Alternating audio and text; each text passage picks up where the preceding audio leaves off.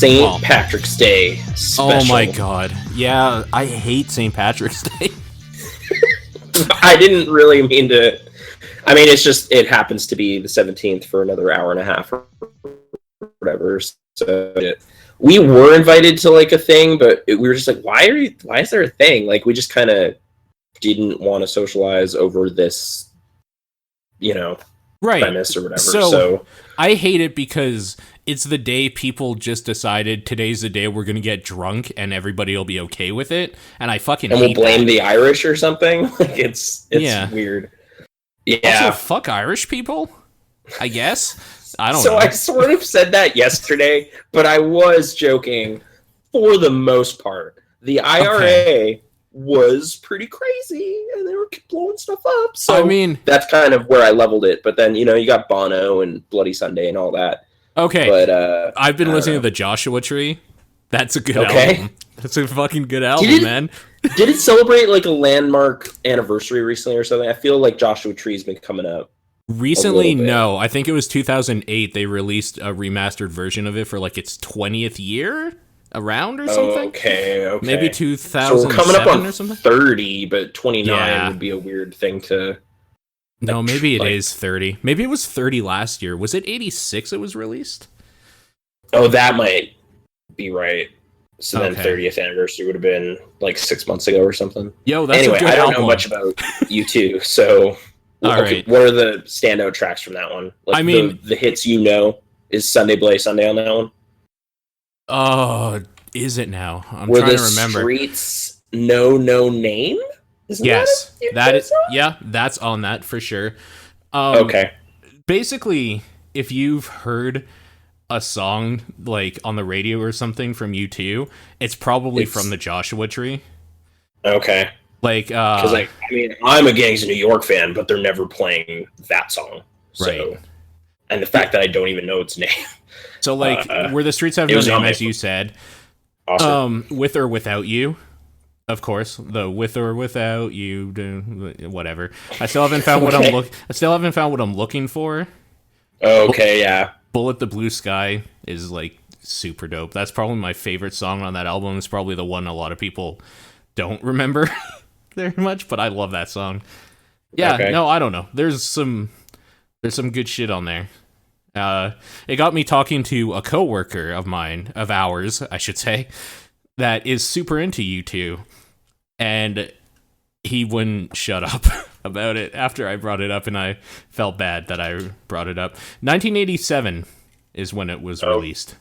So this year, 30th anniversary. And actually, March 9th. There you go. So I did hear that. A week ago. That was true. Okay. Yeah. That impression came from somewhere. Okay, good. Well, that's really weird that I randomly listened to it 2 days ago. That's really I don't know weird. if it's like it was just out there in the culture, like you overheard half a sentence and weren't sure. I don't know. Who knows how it was brought to attention, but oh well. Ireland. See, so it's not all bad. Yeah. And there was this really great, like creamy potato casserole that they had at this chain of pubs locally. Oh yeah. But it's no longer on the menu there. So, man, back when they had that was my go-to dish. It was. Boy, let me get you a potato. Exactly. A potato casserole. So, thanks, Ireland. I guess that's my racist rendition. Top of the morning to you. Would you like a potato? Okay. Just to like put a final thing on this, I am wearing a Lucky Charms shirt right now. So, like, full tribute to really Irish folk out there. So, thanks for listening good and not turning off the podcast in disgust. Thank you for doing that. That's very Thank you, Irish people. Top of the morning to you. Well, yes. Let's not, belabor it. So last week, before the celebration of Irish culture, actually 2 weeks ago at this point, the Nintendo Switch came out, and everyone talked about it extensively. And except us, because neither of us got one, but a friend of mine did. So I went and visited him and checked it out. Okay, sort of, I guess. Like it was kind of like, well, I'm playing Zelda, so I'm gonna be here playing Zelda, and you can look at in that TV mode, right? Okay. In TV mode, most of the time. It was like occasionally in tablet mode, but I didn't really hold it and look at the resolution and how smooth it is and all that great stuff that everyone's talking about. Okay. But yeah, that game is running on Switch. I'm curious about one thing with the Switch version now, because like I've been playing the Wii U version, and there's occasional shrines that have these really annoying tilt the Wii U controller controls. Yep. Like it's like there's you a few activate of those. like a little pedestal, and it's just like this is only controllable on the Wii U. I was like, really? That seems broken, but okay. And then I'll like switch to the Wii U and have to like tilt around this hammer or something and like hit a giant concrete ball or tilt upside down. Like it just seemed like the way the gyroscopes are or something, it was really weird, like trying to rotate a section of the map so you could walk across a gap or something. Like just pretty simple little stuff. Sure. But I never saw anything. Like most of what I was seeing my friend do was like shrines, like just running around from shrine to shrine, and like I saw many shrines, but never saw anything remotely like that. So I don't know if they're just not controlled the same way in those versions, or if the like Joy-Cons have, you don't need to switch controllers like completely. So that was the only kind of like standout different thing I saw. Really, it's like runs fairly smooth on both. I mean, some stuff might load up faster because it's coming off of a cart as opposed to a disc. So that may be the case. But it's been confirmed that there's no hitching on the Switch version in tablet mode either. So the Switch can run that game at 720p flawlessly. It's when it goes up to the dock mode of 900p that it has problems. You'll see some frame rate here and there, which is annoying because like why is there not just an option? Like why can't I plug in my TV and be like go into the options menu? Yeah, I want it to actually be 720p so it doesn't like stutter ever on my TV. That would be better. That would be a better thing. But whatever. I guess so, yeah. But I don't know, like, so I don't think I have a great impression of like all that the Switch is. I don't know that anybody does because there's just not enough software out there. But I did play some Snipper clips as well. Okay. Yeah. 2-player stuff. That was kind of fun. Like, I mean, everyone's talking about how small the Joy-Cons are, and yeah, they're kind of small, but it didn't seem like a big problem with that game. That game's very laid back though, in terms of like what it's demanding of you in terms of like tight controls. Like if you were playing Meat Boy on something like that, probably be terrible. Probably get blisters. Probably be the worst thing in the world. But for this, it's like, hey, you and a buddy need to make this shape, and you have these two kind of like bullet-shaped dudes, and you can rotate around the like paper and snip off edges and stuff and create these shapes and whatever. But there's no real time limit or like strenuousness to it. It's very laid back, so that wasn't a problem with those controllers. I was using the left one, which I guess is the one that has the connectivity problems. I sort of like threw a blanket over it or something just to see like, does it really screw up that much? And again, that game is so like forgiving and not like time intensive or whatever that it didn't really seem to cause any problems for that game. Again, if you were playing something, maybe even like a Zelda or something where like, actually, yeah, some of those shrine fights, if it became like a connectivity thing that killed you, that would be the worst thing ever. There's like one boss fight I'm thinking of that like if you didn't have perfect connectivity the whole time, it would be fucking infuriating. It would like be just hair tearing out, like just those Joy-Cons sailing across the room. That's why they have those wrist. Yep, exactly. Bands actually, like I don't know. But I mean, my excitement level for like, oh, I got to get one of these is not there at all, really, right now. Like it's just, that's the next thing. Like the next wave of Nintendo stuff's eventually going to be on there, so I'm going to have to get one eventually. But I'm not, foaming at the mouth for it or anything. Like the thing I want from Nintendo is still the NES Classic, and they just seem to be drying up completely, and the prices are still obscene, and Amazon still doesn't really have stock with any reliability, and I just want to play Zelda 2 and Metroid on a big TV and have it not be Zelda a big deal. 2 is so good. Yeah. Oh man, Mario 2 is pretty good. Actually, again, we'll talk about it when we get a little further in here. I got a new appreciation for a lot of Zelda games I bashed before playing Breath of the Wild. So there's that. We should just not like bury the lead anymore. I want to talk to you about Zelda, about Breath of the Wild. Yeah, okay. So that was kind of me seeing my friend play it. I saw probably like the last quarter of the campaign and then a bunch of open world nonsense. So I got a kind of extensive look at the game before I started playing it like 2 days ago. Okay.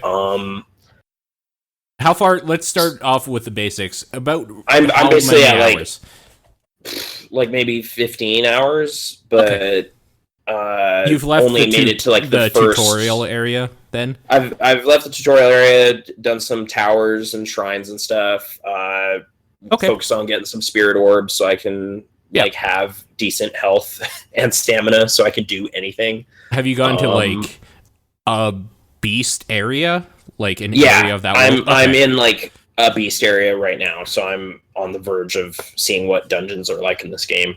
But how do we want to go about quote unquote spoilers? Because there's not really many, but there are. I kind of appreciate what you said on Top Down about like, hey, there's this lady called Zelda, right? Ganon took her. No, Calamity. And you're this guy Ganon. named Link. The calamitous one. It's the calamitous purple cloud Ganon. Right, yeah. And you're this dude, Link, and you want to save her. So and then everything else is an open world, kind of. To do that. Yeah, it's like an open world thing. So, I mean, stuff we discover in the world, like, it's a spoiler, but nah, like, it's just a giant sprawling thing. And it's been 2 weeks. How it goes for you is people have been playing it and unique. Talking about it, like, a lot. Yeah. So I'm going to say, if you, for some reason, are part of the, like, 10% that haven't, and you want to be completely clean, like, maybe skip ahead or something. But, like, obviously we're not going to talk about stuff that might be a spoiler for you, because you haven't gotten there yet. But, like, yeah. Well, sure. Like, I don't necessarily want, like, a specific gameplay. Like, how do I get up onto that Guardian? Like, it's flying around. But, like, I guess the thing is I want to say the Guardians are dope, I think. And there's not enough of them. There's only 4. Dude, like, that was the thing I was kind of reeling with when I was seeing, like, my friend who was late game playing it. I was like, wait, so there's only 4 dungeons? Yeah. Like, is that right? It's just like, yeah, there's only 4. Okay, and, like, how many of these Korok seeds are there? Let me check. 900. 900. It's like, that, man. So that's when I was kind of making my, like, so is this, like, all parsley, no steak or something? Like, this just seems like a weird meal. You did say, like, that. Yeah. What they're balancing with. But you said the open world is the thing. Like, that's the steak. That's what they're resting their laurels on, is that we made this big thing with, like, physics that works. Just have fun with it. And, like, we can get more in specifics in a bit again, but I figured out that's not what I want from Zelda, basically. Like, at all. So it's definitely a departure from, like, the formula and the structure of most of the previous ones in terms of just, like, except the first one. Go to a temple. It is very much in line with discovery. The first one. Yeah. Like, in terms of not, like, rigidly guiding you from dungeon 1 to dungeon 2 to dungeon 3. Like, it's kind of just, there's a world, figure it out, and you're just kind of running around. And I did kind of like that, like, true discovery aspect to some of the stuff. Like, when I found the first Guardian area, it was a true just like, I'm just going to head this way because I want to find more towers. Sure. And, there's this crazy canyon. I'm going to get on this raft. And I kind of just, like, had this little up the, like, river raft adventure. And then on the other end, it was like, oh, crazy, there's one of the places. Like, I didn't know that when I set out on this tonight's play session. Right. But I found it. Like, that's kind of cool. No, for sure. And I think that's a big part of the things I do like about this game. I like that, okay, first of all, can we say how, like, weird it is that you're literally climbing a tower again in an open world game, only this time it's Zelda? It's like, at first I was like, so come the fuck kind of okay on. with that. Yeah, but like, it's definitely a lot of gameplay stuff. Even the Korok seeds, like, to me, the main point of, like, comparison is, like, so Riddler trophies. Like, everyone's tired to death of Riddler trophies. But 900 Korok seeds, hell yeah, 5 out of 5. This is great. Like, there's no kind of... This is tedious, though. With the tower thing, I think it makes a difference in this game, though, where when you climb that tower, I don't get a list of, like, this is all the shit in this area you need to do. I get to look into the distance with my scope and be like, that is a cool area. I'm going to go check that out. Like, that. Right. I think like, that's a big, important thing. Of a shrine, like, I'll tag that from up here. Like, I think that's important, is that they're giving me...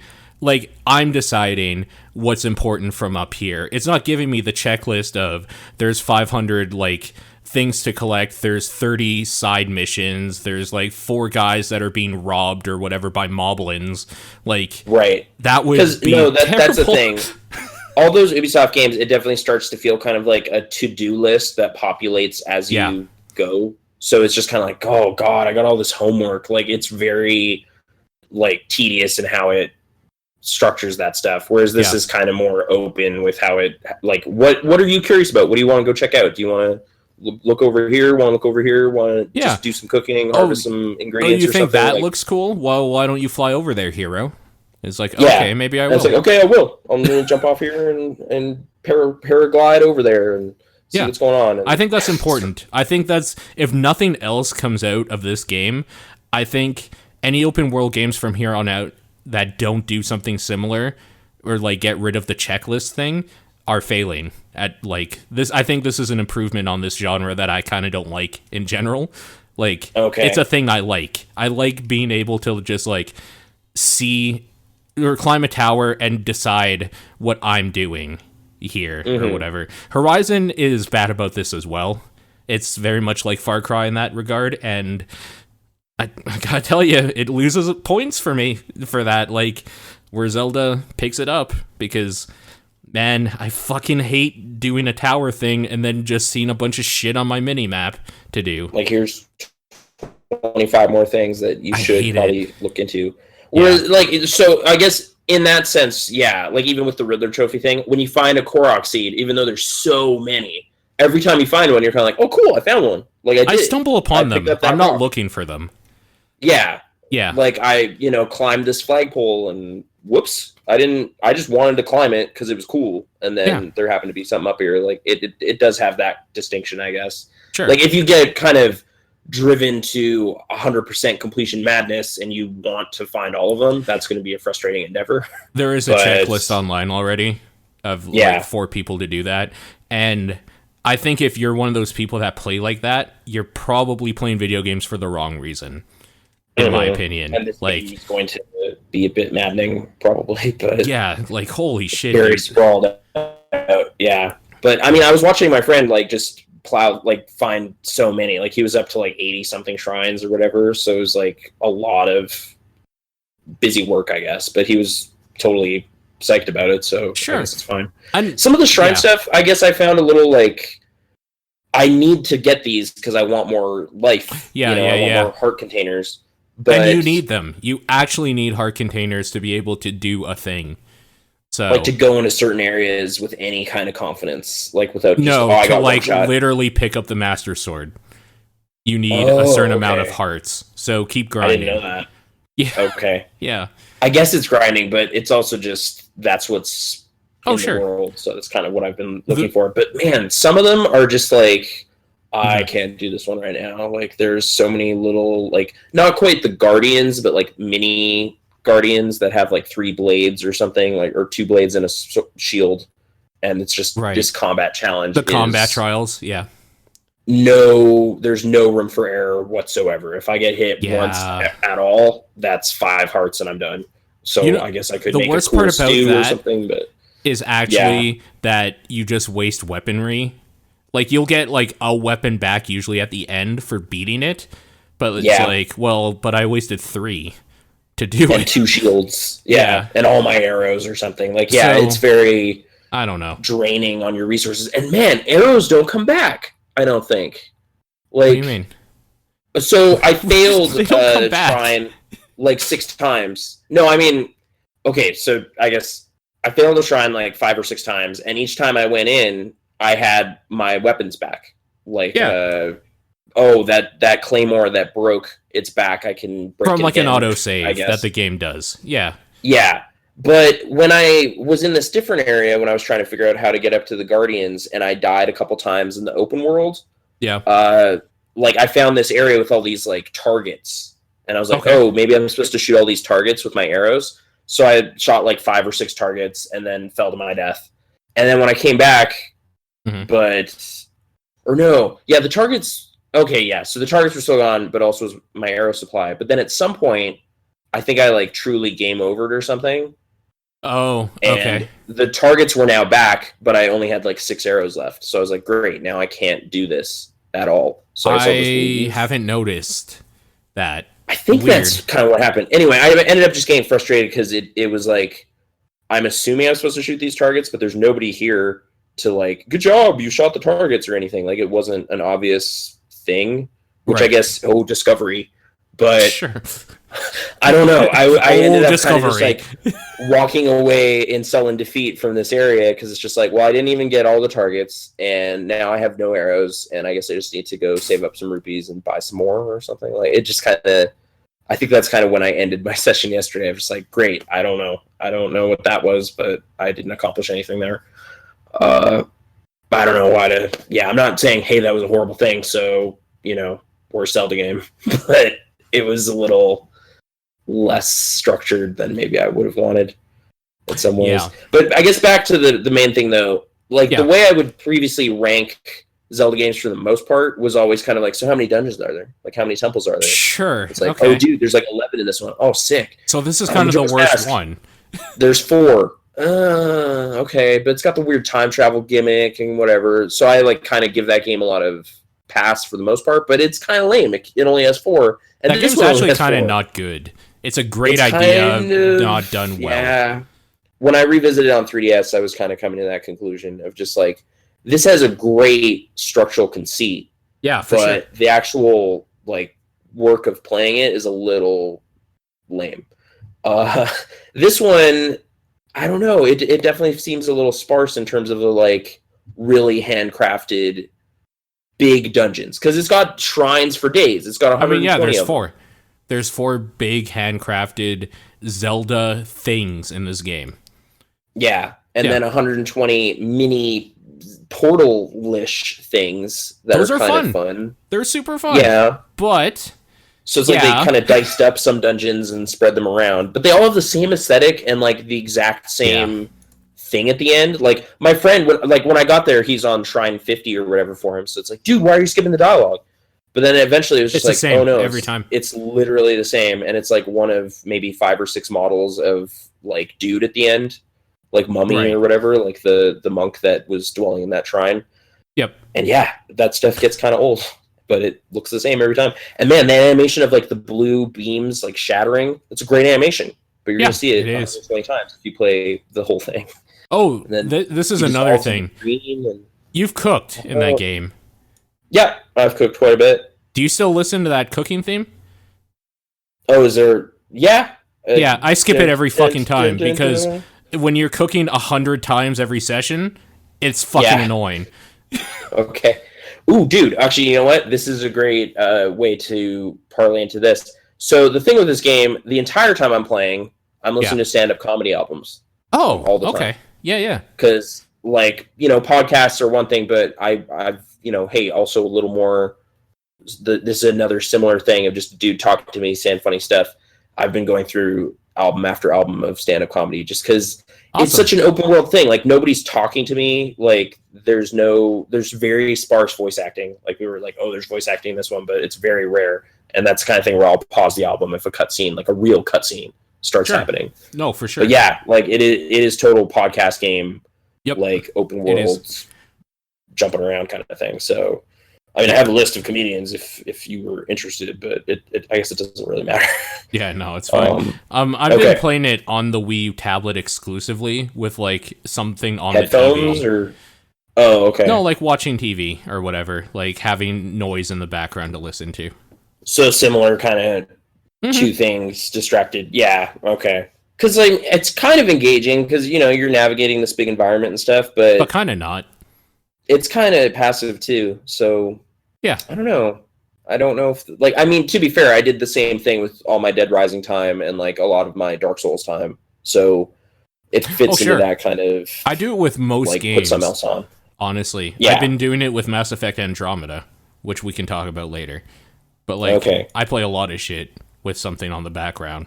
So right, yeah. I'm trying to think of like more particular stuff. Like there is the thing where everyone says at the beginning of this game, it's just like the door opens and it's just like go adventure. That's sort of true, but I haven't really heard like you have to do the first 4 shrines and you're kind of concealed to this one area for the first bit. Like right, mainly because that's kind of a spoiler thing. I guess because it's different. How many Zelda games give you the 4 things you're going to use throughout the whole game right away? Like that's Link Between Worlds, kind of, but it's a different way of doing it. Right, and you buy the stuff you want or rent it or whatever. Yeah, like you rent out like a bunch of key items, so it's a different thing, but it's similar in that it's kind of just here's the fundamentals of this game, and this is different because it's like the runes for your Sheikah Slate. And the bombs. There's a crazy magnet power. There's this time thing. Magnesis. I can't stasis and cryosis. I think. Yeah, that's right. That was the other one. So like you can make ice blocks and step on them. Yep. So it's a lot of stuff that helps you navigate and like solve puzzles and stuff. So that's the thing. Like you can kind of step into any shrine that you find with some confidence that you are technically able to beat it. Sure. Like you're not going to walk into a shrine. It's just like, you don't have the right power. You can't do it. But the combat kind of becomes the barrier then of navigating some of them. Yeah. So let's talk about what the problems with the combat are, because I think the combat, the way it moves and feels, is fine. When you are doing the thing, you are swinging your sword and backflipping and whatnot. I think the dodging is maybe a little too precise for some moves. Yeah, like whatever. It was weird. I actually didn't discover that ability for a little while because I didn't go into the shrine near the village. Oh, like I just kind of ran off and did some other shrines. So then I was like, okay, this is kind of a combat shrine. I saw my friend Ben playing this, so I'm just going to jump away from it. And it wasn't doing it. I was just like, okay, maybe my timing's crappy. But then I went back to the village to like polish off that quest, like talk to Impa or whatever. Yeah. And there's another shrine here. I might as well do it. Oh, weird. This is like a tutorial shrine for the combat abilities. So now I can do that. It was a little strange. But yeah, okay. So the timing and stuff. Ultimately, I'm assuming this is everything breaks. All the stuff breaks. Everything breaks. Everything apart. Which is super annoying because I actually like how the combat feels in this game.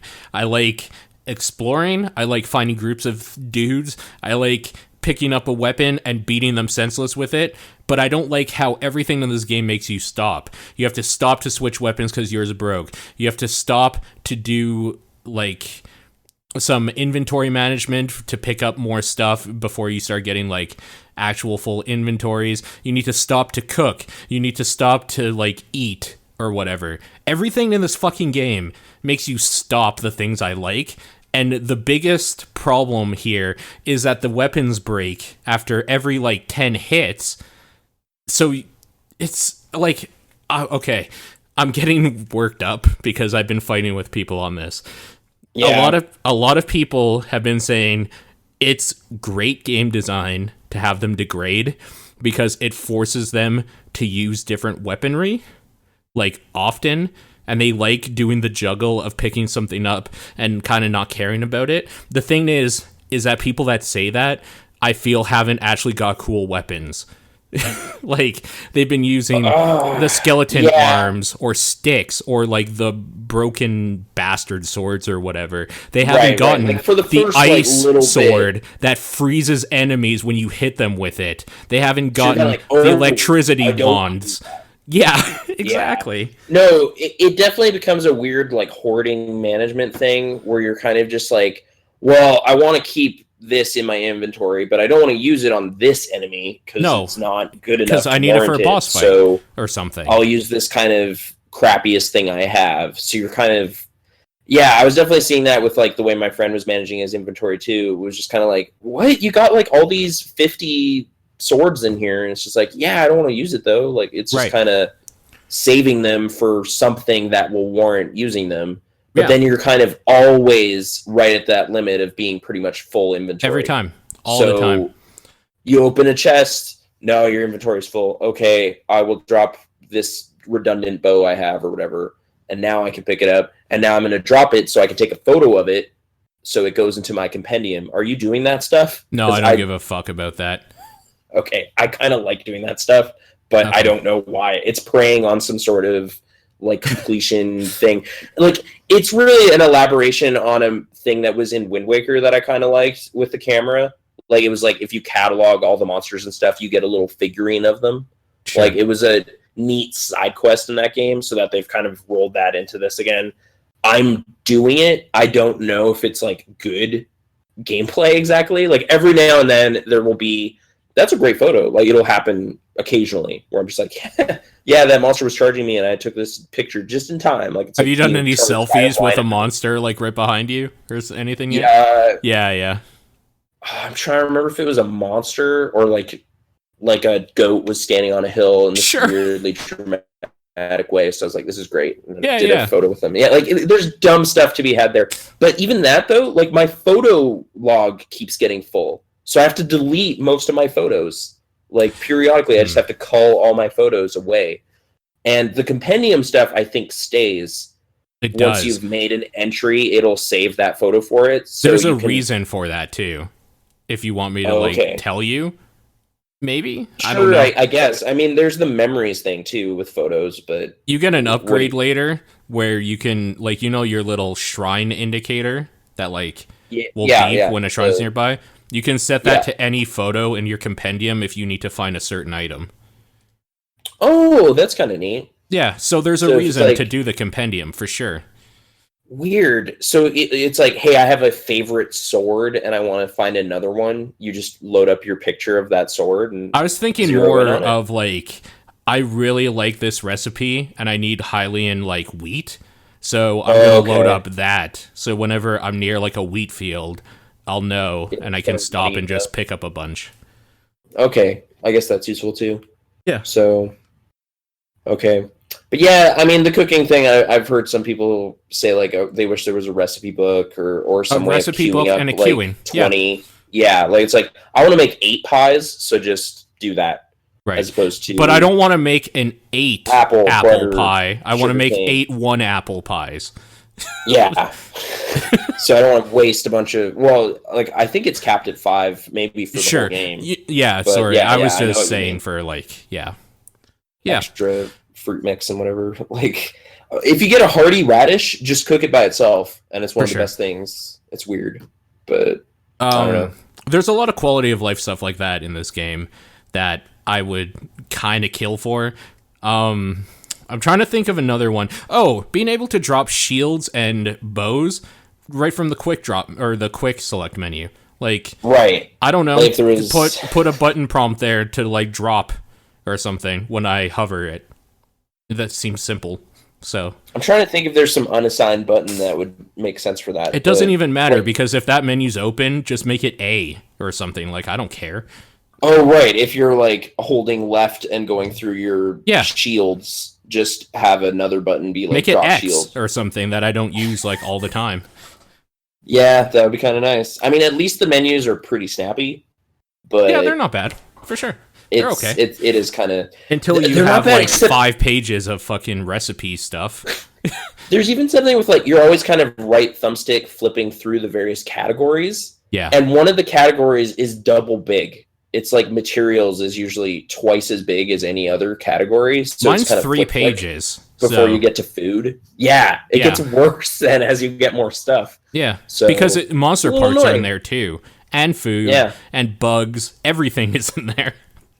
Like ingredients and loot, I guess, for potions or whatever monster parts are for. It's a fucking nightmare. It's a goddamn nightmare, actually. I hate it. Well, but it's a weird, like, it's one of those double-edged kind of things where it's like, well, the world is so compelling and, like, curiosity developing, so I'm collecting all this stuff, so then managing all this stuff I now have is annoying. No, the problem fully isn't up to that. the task. The problem is that it takes so goddamn long to do anything, to cook an elixir or something. You would actually be wasting so much time if every time you picked up an apple, you cooked it. You have to kind of hoard it and then be like, okay, I'm putting aside, like, I called into work today, I'm putting aside 3.5 hours, we're going to cook everything I have, material-wise. Like, this is my Zelda session where I cook. Tonight we cook, Jesse. No, it's been more like every like 45 minutes of bombing around the world or something, I'll like have to stop at like a stable or something for like 5-10 minutes of cooking. See, that's probably smart. I do it at the end of every session. It takes an hour to do anything. Okay. It's bad. So you've like gotten a full session's worth of looting and apple harvesting and whatever, it's too and now much, it's time man. to cook it all up. It's too much. Like, you know what? Maybe this is on me a little bit, because I know how the system is. If I just showed some like responsibility in my actions on how often I cooked, maybe it would be okay. But as it is right now, it's so not okay. It's so not okay. So I want to hear you talk about the weapon system. Because, like, and I don't want to put you off. If you think it's a good system, we can have a discussion about it, because I know you're reasonable. I've been talking to morons. I think it would be more okay if it was less constrained in terms of inventory. Like, if it was like your materials and stuff, and you were able to just collect infinitium weapons, maybe it would be less grievous to have them break very rapidly. But then I guess then you wouldn't necessarily be forced to juggle. How do you feel about the idea that Link has always just kind of had a wooden shitty sword and then gets the Master Sword, and you feel like the dopest motherfucker in every Zelda game when you touch that sword for the first time? It's like a rite of passage in those games when you get the Master Sword and you're like, oh, right. I am the Link now. The thing I was asking you, like, it would have made all the sense in the world for this system to be in place to contrast with how great the Master Sword is, because then it would be the invincible sword. But it's sort of weird how they handle it, because like you say it breaks, it sort of like loses charge or something. Like, you can't use it anymore. For all intents and purposes, it breaks.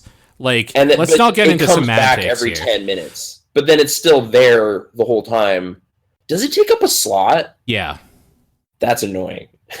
Because it's sort of in its own category. I will say, you can never throw it away. I will say, there's a point, though, where you've collected so many Korok seeds just from, like, moving around that holding a bunch of weapons isn't really a big deal anymore. And I will concede on that point. I still think it's stupid that you should, or that you do like, a bunch of weapons, because, like I said, man, I like Link having a shitty sword and then getting the Master Sword. That's all I need. I don't need to hold a broomstick. Of shitty swords. Yeah. And one Master Sword. Actually, there's some cool shit you can do with the shitty swords. I will say. Okay.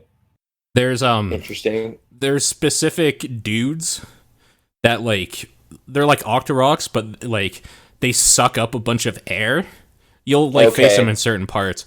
If you throw heard this, but I just tried throwing a rusty sword at a random Octorok. And no. That's in the river now. So cool. There's special Octoroks, not just anyone. Okay. I heard this and tried it right away. I was like, "There's an Octorok," and then that was that. Anyways, you throw like axe or something, rusted garbage into them, and they make it like the royal broadswords that they used to be. Like, that's really cool. It's really dumb, but I really like that you just threw a rusted sword in the lake. I did. It was not quite right, but you hear half a rumor and try it out. But that's good. I like that. That's a good story. Okay, but I don't know. It's been. I guess it's like that the swords menu is the easiest one to get rid of stuff because it has that throw mechanic. So, like, with my Korok seeds, I kind of want to have more space for shields and bows so that opening those treasure chests isn't a big deal. But I guess I see what you mean. And I also kind of reserve space for, like, useful objects. So, like, a Korok leaf or a torch kind of just end up taking up space because it's like, well, I don't know, maybe I'll need a torch. So I might as well keep one.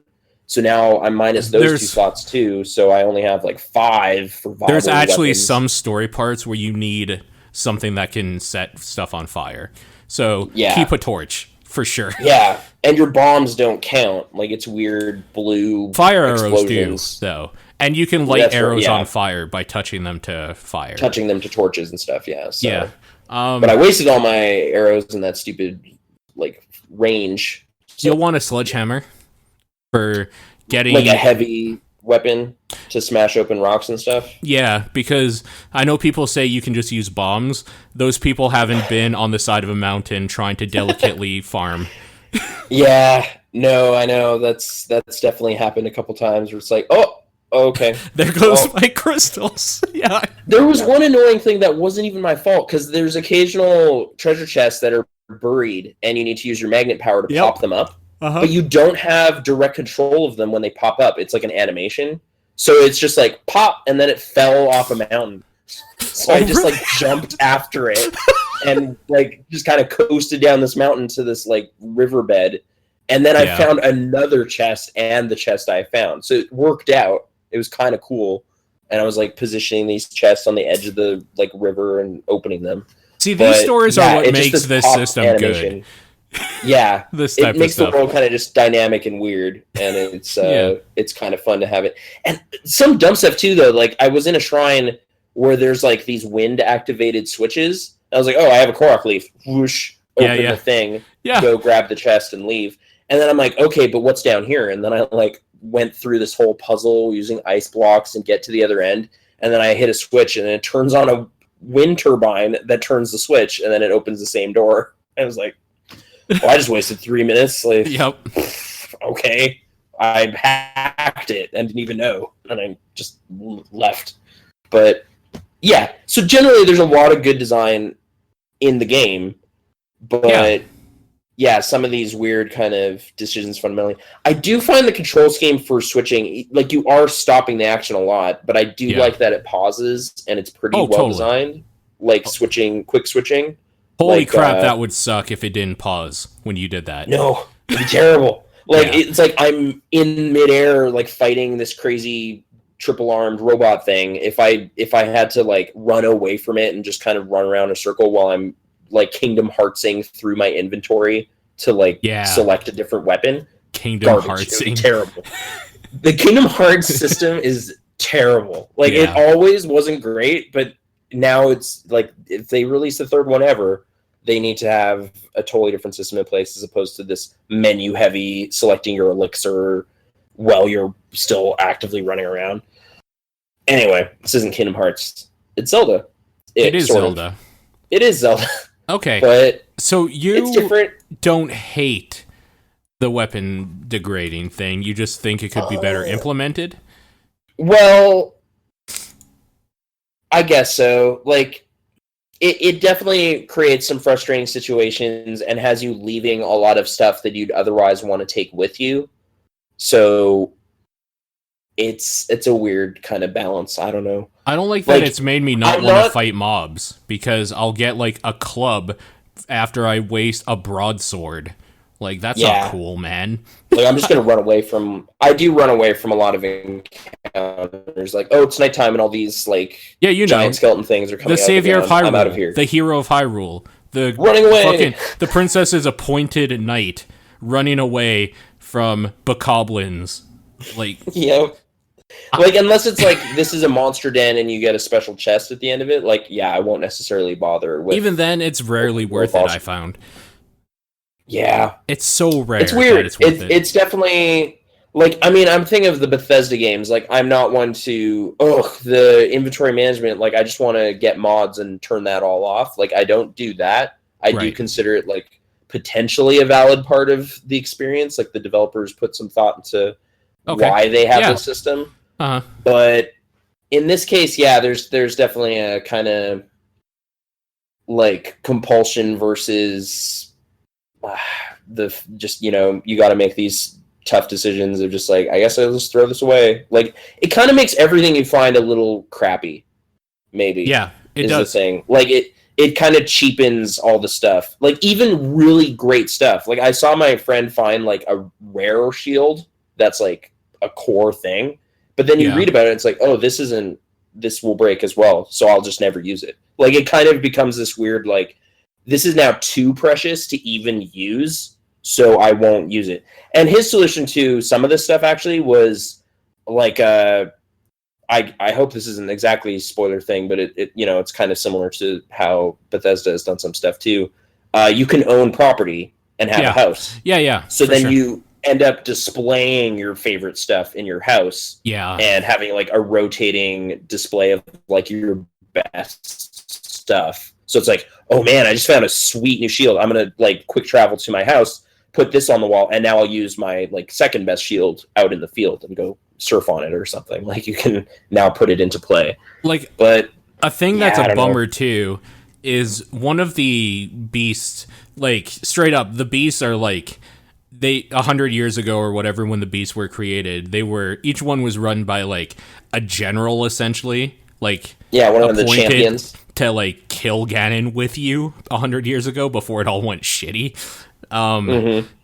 So like they're cool, like they are cool characters. They are the best of their race, essentially, right? So the Gerudo one, like after all is said and done, they give you like this badass weaponry that like their chief like champion had. That I don't want to use that shit, man, because that's one of a kind. Like, what the fuck? Okay, I will say, like, this might be kind of another revealing something about the game. I was reading some fact stuff while my friend was playing it to kind of like solve some of this stuff, specifically because we found that super rare shield. There is a guy that will sell you unique stuff again for a high price, so you can play with it, but it'll cost you thousands of rupees later. Yeah, it's weird. It's like it's kind of a weird system, because like stuff like armor never breaks at all. It's just fine. You can just upgrade it and keep having it. Like, it's not like, oh, that guy really connected with your like head, so your headpiece broke and now you can't use it anymore. So yeah, it's a little weird that like some of the equipment that you get is invaluable. Like, you can use it forever, and all the stuff you're going to find, even stuff in chests, is not necessarily unique stuff that's going to last very long. So no, I don't know. It's weird. The thing that bums me out is that if they did the stuff with a little more like better implementation, I think it could make it feel real cool. Like, it would be really cool if this was like the tempered steel that the Gerudo made for this champion 100 years ago. It will never like dull. It will never. So it makes some of those like those drops or like those things you get like more I just valuable. Tamed a fucking beast for you, and you're gonna give me something that breaks? Fuck you. That's bullshit. So everything breaks. That's just the world. But like, this is the thing, is that I kind of want to be able to pick up a stick and it to break after 5 hits. I want flimsy, shitty things like a rake to break.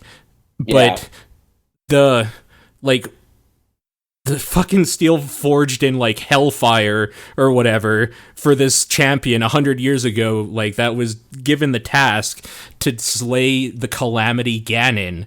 That should not break, man. Like, that should be a thing I worked to get. What if some of that stuff worked the same way as the Master Sword, where it's like, well, it's broken, but it'll recharge. So it's still distinctive from the other equipment, but it's not completely outside of the system. Here's the thing. Let's meet halfway on this, right, with the Master Sword. Okay. It cuts down the darkness, right? That's fine. Yeah, it does. Like, even in the other games, you do the like pew pew with it because it's a super special sword. That I could see breaking and needing to recharge or whatever. Let me still use it as a normal broadsword that never breaks. It's the Master Sword. So it loses its like magic bonus. It is no longer doing like 150 to like ancient beings or whatever the fuck it does. But it is doing 16 to everything. Okay. Like, it's still a sword. Like, come on. Meet me halfway here. Oh, it's all dinged up. It's got a heel or whatever. Like, you just set it aside. Yeah. Well, even, like, I guess that's... even if you look in the lore way, right? To wield the Master Sword, you have to, like, lose a bunch of hearts to try to even hold it and pick it up out of its, like, the ground or whatever. So I could see there be a lore thing where, like, it breaks because Link is, like, no longer able to wield it appropriately. Like, his soul is being crushed, basically, in this fight. That's fine. Okay. I'm okay with that, but, like, at the end of the day, he's still holding a blade. Let it do, like, 16 damage. Yeah. Come on. Like, if he can't summon up the powers of, like, the goddess Hylia or whatever the fuck it's infused with, then, I don't know. Like, maybe it's metal that's sharp that you can stab something with. Who knows? No, it turns to jelly, actually. It's weird. It's like forged Jello. out of choo-choos. Yeah, I don't know. Forged out of choo-choos. Yeah. I had so much choo-choo jelly. Because they drop so much when they explode. There's so much choo-choo jelly in that game. Yeah, there sure is. But, yeah, I mean, it's kind of a problem. But... Okay, actually, I want to bring up one thing related to kind of like, I just want to pick up a stick. I just want to, be able to go through my inventory like that. There was one area I saw my friend do that was really cool because it was almost like a reset, like back to zero. It was a shrine related side quest thing where you go to this one island and it's almost like a castaway situation where it's just like, all right, your inventory's down to zero.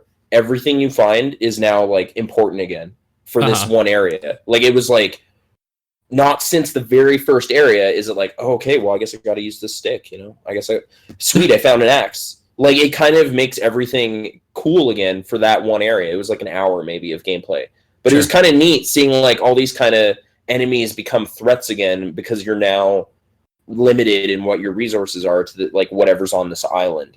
So, that was a really neat quest. I can't wait to check it out personally again.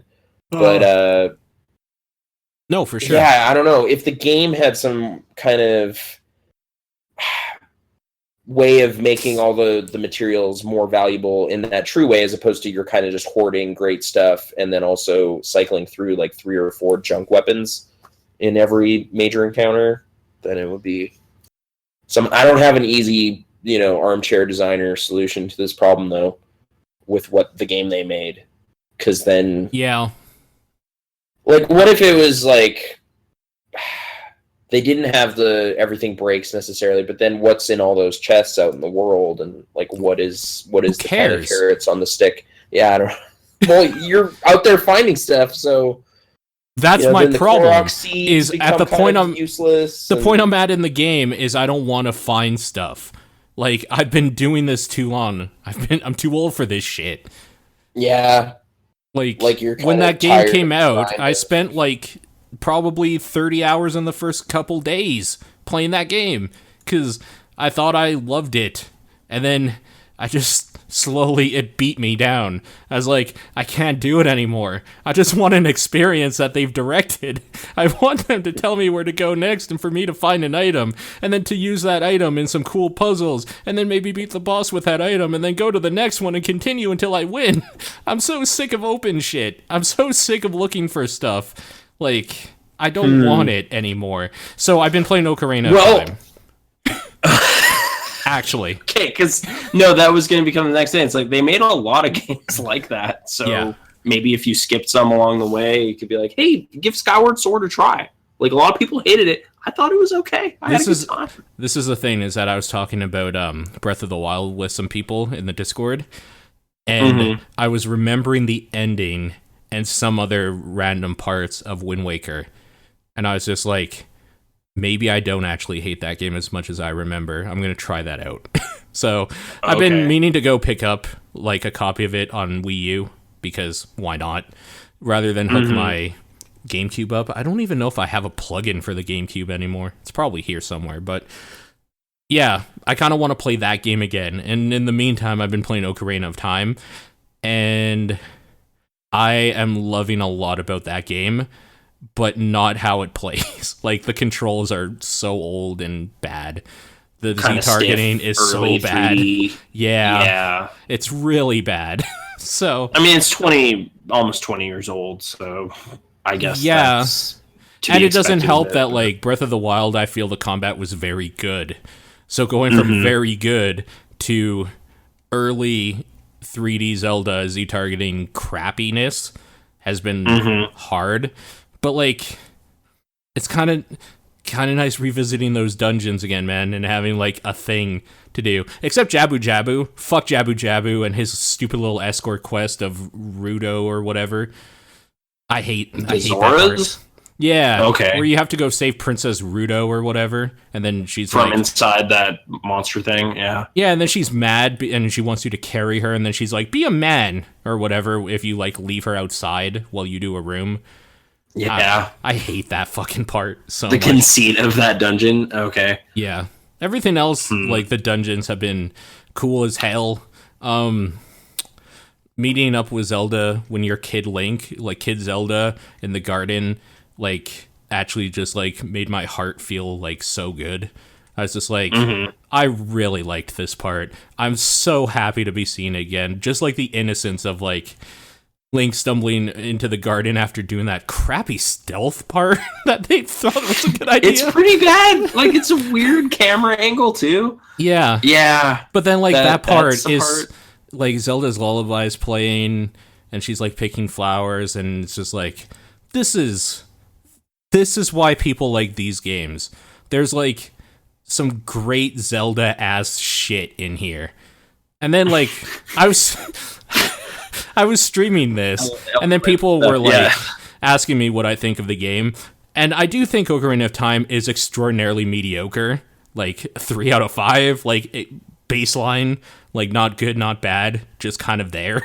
So like, okay. But it's exactly what I needed at that moment, because it was a directed experience where I play Link and the time travel stuff, and man, it felt good. And I'm so excited to actually go back to Wind Waker, and I never thought I'd say those words.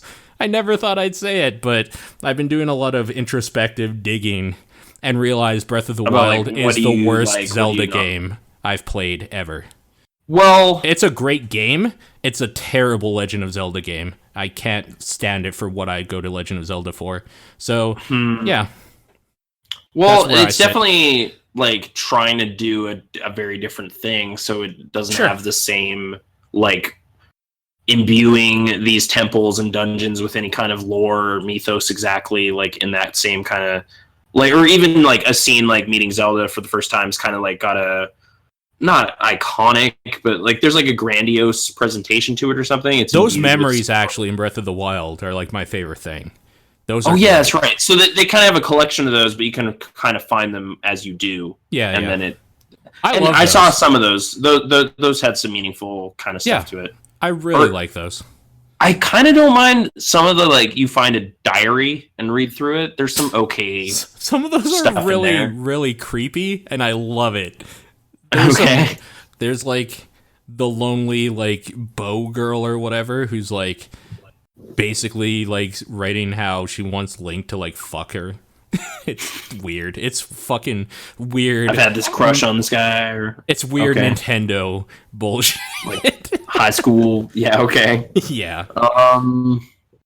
So yeah, I don't know. It's trying to. Okay.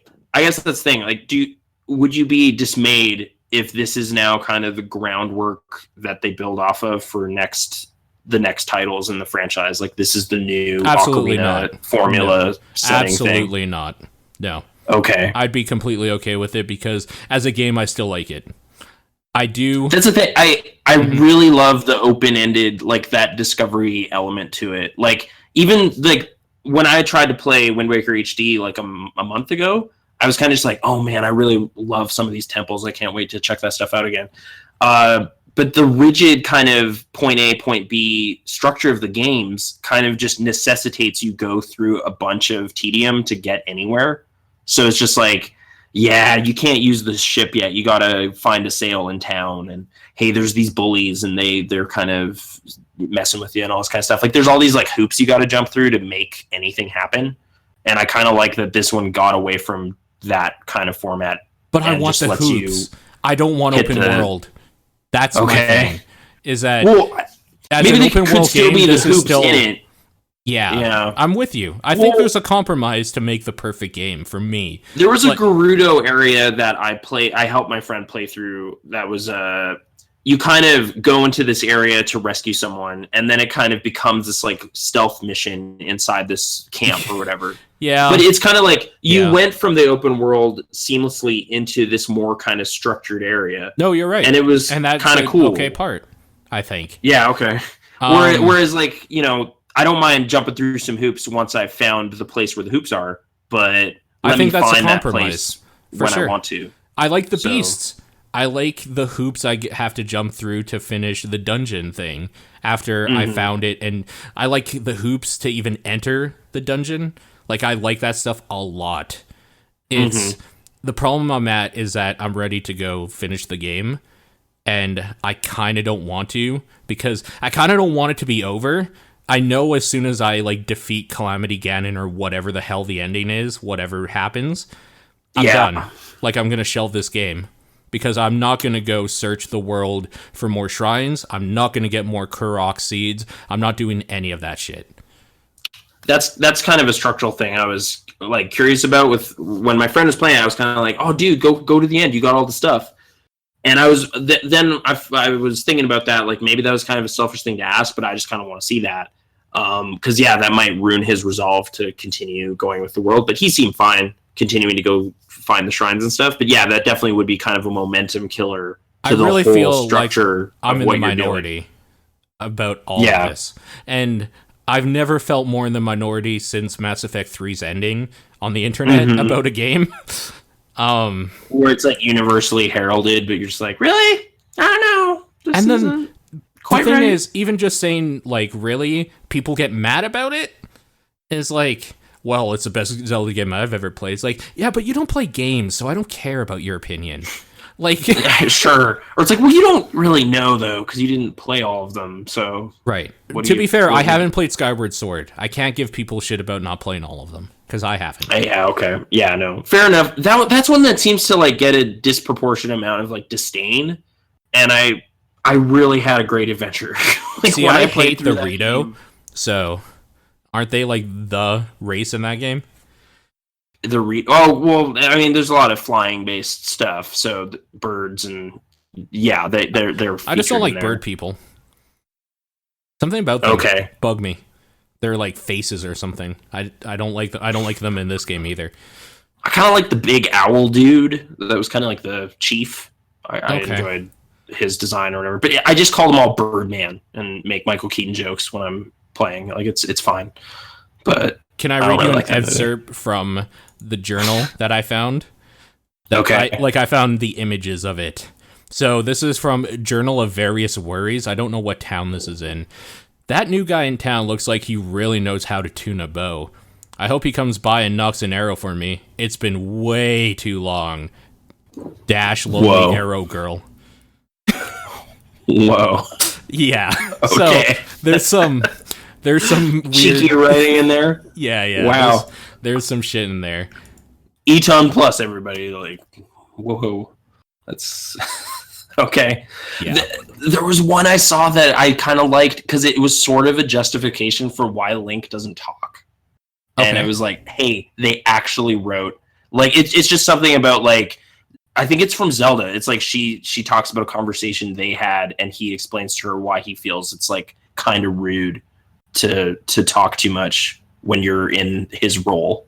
It was just a little thing, but I kind of was struck by it. It's because of, like, an honor thing, like, of him as being a knight. He shouldn't be engaging like, if he's going to be going to kind of help with these crazy troubles these people have, like, he doesn't want to, seem arrogant or kind of weird about it. It's something about, like, carrying the mantle of a hero. Like, he feels part of that should be this quiet, respectful thing. Like a stoic guard. I'm paraphrasing, but I kind of just like that there was any kind of, like, acknowledgement of the silent protagonist thing. And also, this is one where he doesn't really have a weird, like, animal or, like, his sword talks or he has a talking hat or something. Like, there's no real justification for why he isn't speaking to people. It's kind of just implied that he is talking on occasion with somebody. Like, so right. I don't know. There's like a one-word answer thing where it's like, will you help? Yes, I will. Like, that's all he says. That's all that needs to be said. Yeah. Or whatever, you have your little dialogue options, and there's a couple of them, so you could just kind of, no, Link literally said the thing I just chose. So there's some interesting developments in this game that I like that. Could be. I didn't find that, or I don't remember forward. That.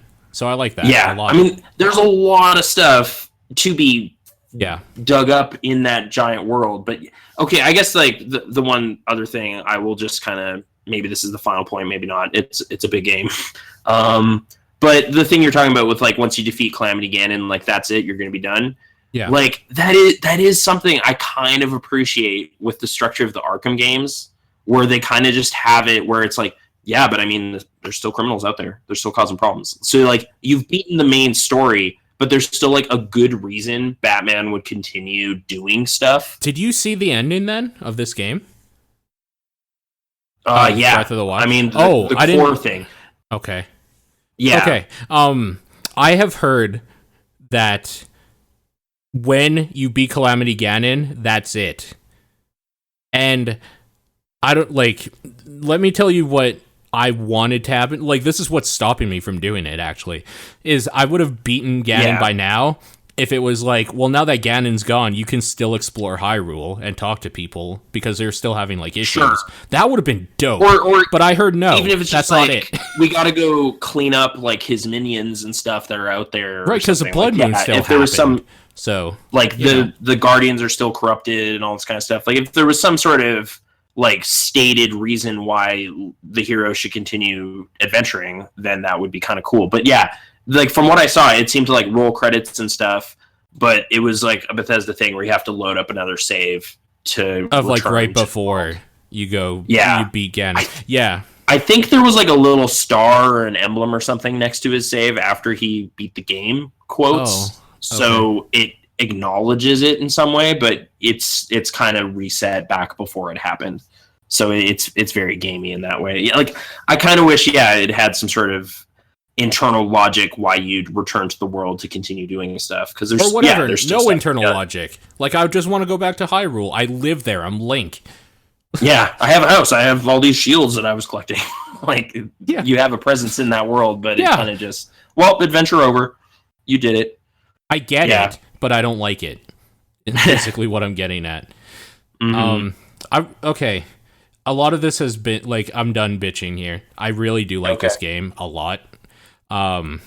It's still the worst Zelda game to me, and I'm okay with that because I'm still playing a lot of it. Like even all the problems I have with the game, I've played way more than I should have of this game. Like I have other games to play that all took a back seat to it. Yeah.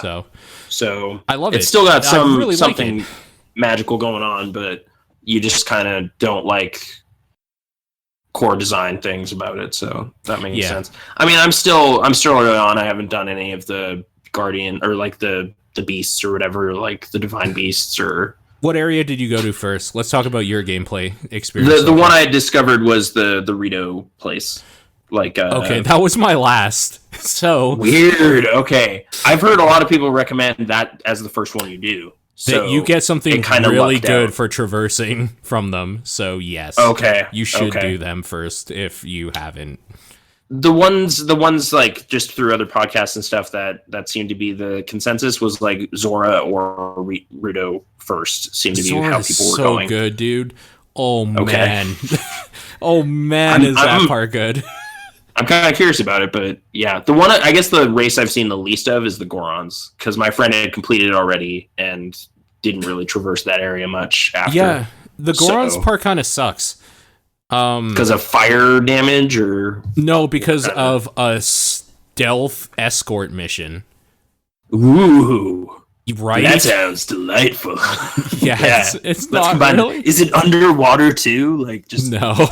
You're swimming through lava, escorting this person, and you have to avoid these spotlights. Yeah. Yep. Great. That's literally correct. So. Man. Okay. And the thing you get from it's kind of cool though. Like it helps with Game of the Year. It helps with like combat stuff quite a bit, so that's good. Okay. No, those like kind of divine blessings or whatever. I saw a lot of them because my friend got them all. Okay, but, yeah, you get the shield from Gorons because they're strong rock people, obviously. Right. Which is, yes, help you breathe a little easier. The Gerudo one is the worst. Is that the lightning thing? Yep. Okay. Kind of shitty. Like, it's fine for when you're fighting a big thing and you're able to, like, get it off because you have to hold down the heavy attack or whatever. But, like... Yeah. It seemed to do some decent damage and work out in some areas, but I gotcha. Yeah. Sure, yeah. The other ones are all better. They are way better. So, yeah. I don't know. That game... Okay. Breath of the Wild in stores now. Other than that weird tilty thing, the Wii U version is totally okay, so... yeah, it's weird. I want to transition a little bit here about me hating the internet. What would you give this game out of 10? For you personally. I'm so early in how I'm that's experiencing fine. Right now, so it'll probably change. You can be honest if it's a 10. It's fine. No, I mean I don't think it's quite like 10. I'd say 9 or 8.5 or something. Like I'm having a really engaging time, but there kind of hasn't really been like, whoa, that's like next level. Like, dude, I've never done anything like that. Like, not quite had that kind of rush exactly. Like that little river rafting adventure I had last night was probably the closest thing where I was just like, wow, that was really organic. Yeah. But sure. Yeah. A lot of the internet disagrees. It's a perfect game, and they have been outwardly attacking any critics who have said otherwise. So well, it's been a little bit of a, having to think through just where Metacritic was at, because it was like ranking like this is one of the 5 best games ever or whatever, and it's like it's just I think it might just be kind of this deficiency in video game reviewing in general, because it's hard. It's like an always moving goalpost thing of like how great are games in general. So it's like, sure, well, this is, even the stuff we've said about just like the open world design and like climbing the towers and that being still distinct and different. Like to some people, it's like, well, I mean, I gave Assassin's Creed 2 a 9.7, so this is better than that. So I have to give it a 9.9 or whatever. Like it's just kind of it's better. That's so a fallacy, though. Yeah, like it was just like, well, but if you played Assassin's Creed 2 today, it would be like a 6 because all this other stuff has happened. But then everything's like deteriorating. It's probably a 5. Like I don't probably know. I just really enjoyed it like 7 years ago. But okay, well, whatever. Weird. This isn't about the score you would give Assassin's Creed. I know. I'm just saying, like video games. Yeah, it's weird medium in that way because like everything kind of deteriorates really quickly because something better comes out. Like it's not like, oh, it's debatable. I mean, 2001: A Space Odyssey is still better than Interstellar. Am I right? Like you can have that fight, but this is like no, this is just a fundamentally different thing we're gauging it on. Like it just has different like abilities. It has more hard drive space or whatever. Like so, it's a bigger, richer world because that's possible now because technology. Like it's just. Or like I don't know, it's a weird problem. So people get really defensive though. I kind of some time ago was discussing like the weird vacation analogy where like people set up camp and want to live in this game. So people are like, I live in Hyrule now, and it's like, yeah, I don't know, I kind of don't like this thing. Shut up, I live here. Like it gets really heated really quickly. Yeah, or Skyrim or something, or people who spent a lot of time in Azeroth, like. It becomes really closer to that person than something, more removed, like a movie or a TV show even. So it's weird. It's just something with the nature of fandom kind of stuff. So sure. I don't know. I haven't really been like trying to dig up like people excitedly talking about this game. Like I haven't seen that happening exactly, but okay. What I'm getting at specifically is, a lot of people 10 out of 10 perfect game blah blah blah. It brought up the notion to me more about why do we even have people that say this shit anymore? Why is that industry around? Because who cared? The people who cared about this game bought it day one. Some of them bought a fucking console to play it. Like we don't need this circle jerk fucking happening anymore where we want to hear what Giant Bomb has to say about it because Dan won't stop coming about this game and gave it a perfect score, and then like hate everybody that doesn't agree with us. Like, well, I just don't understand these people, like why they exist anymore at all. When it comes to like a big enough game like this, or like I think they've kind of had this like expressed specifically at Giant Bomb in some reviews for games like Halo or something, where like it's just like or Call of Duty, like there's annual releases or whatever, but it's still just like, well, you already know that you want this or not, so this isn't really going to help you. But I just want to say that Halo 4 is lacking here and here or something. Like, you know, they'll still express thoughts about it. But if a game is, like, landmark enough, it's, like, kind of... Yeah, you're right. It kind of becomes like, pointless. What's the point? Like, if it's a smaller game, though, or something, like, lesser known, like, say, like, someone like me... A review for a game like Neo might be really valuable because I'm curious. You're totally right. You're 100% but it's an unknown right. quantity, right? Like I can hear people be like, "Oh, it's kind of like Souls." And it's like, okay, but it's Team Ninja. Like, what does that mean for it or whatever? Like, there's more to know about it before you make a jump into that. No, but you're 100% correct. However, Legend of Zelda. Why are we telling people what we think about it in review form and doing a Metacritic? This is like one of the oldest fucking games of all time. Everybody knows if they like this Legend of Zelda stuff or not. And like, I'd rather just hear them talk about it on the podcast or do a video thing. Why do we have to continue this fucking echo chamber circle jerk of giving perfect scores so a Metacritic number goes up and people are like happy? I'm sick of that shit. Maybe part of it is like there's these certain latent fans that might sit out for a few installments, so like something this who cares? Positive might be like, well, I played Ocarina, and then I really liked Wind Waker, but kind of didn't like Twilight Princess. There's a lot of people that felt that way, so maybe they shied away for like a decade. Maybe too many people. Maybe too many people. That's all I hear ever. So. Yeah, I know. Like that and Skyward both get kind of thrown aside, but meanwhile, there's people that went on all these adventures, so they're kind of not sure why this kind of happens where like suddenly more people are talking about Zelda this time, and you're just like, what are you guys talking about? Like, that was a great game. You don't know to not know that. Like, what are you talking about? But maybe this is enough of a kind of spotlight on this one that people who have been kind of dormant for a while might return. Maybe to go on another Hyrule adventure or something. That's actually not a bad point. I don't know if that audience necessarily needs to have like Metacritic around or read IGN's review or whatever they're doing. Metacritic, period. Like, I don't know that review aggregators, like, I'm addicted to them. I always go and check that shit. I don't know why. But I if like they numbers, weren't around, you wouldn't have an addiction.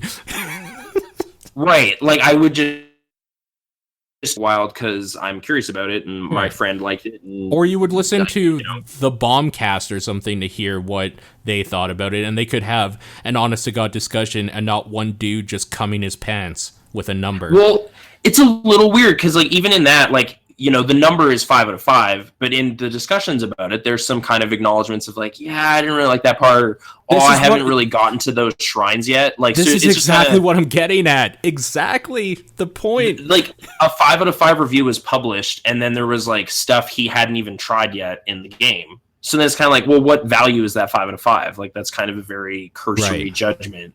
But it's like, well, I saw the credits roll, or I spent X hours, but it's a little weird. It's kind of arbitrary. I guess I just don't want numbers anymore. It's kind of what I'm getting at, I guess, more than anything. It's a two-way problem. It's kind of a similar thing to like, me saying like, oh, the Oscars don't matter, but then know everything about the ceremony.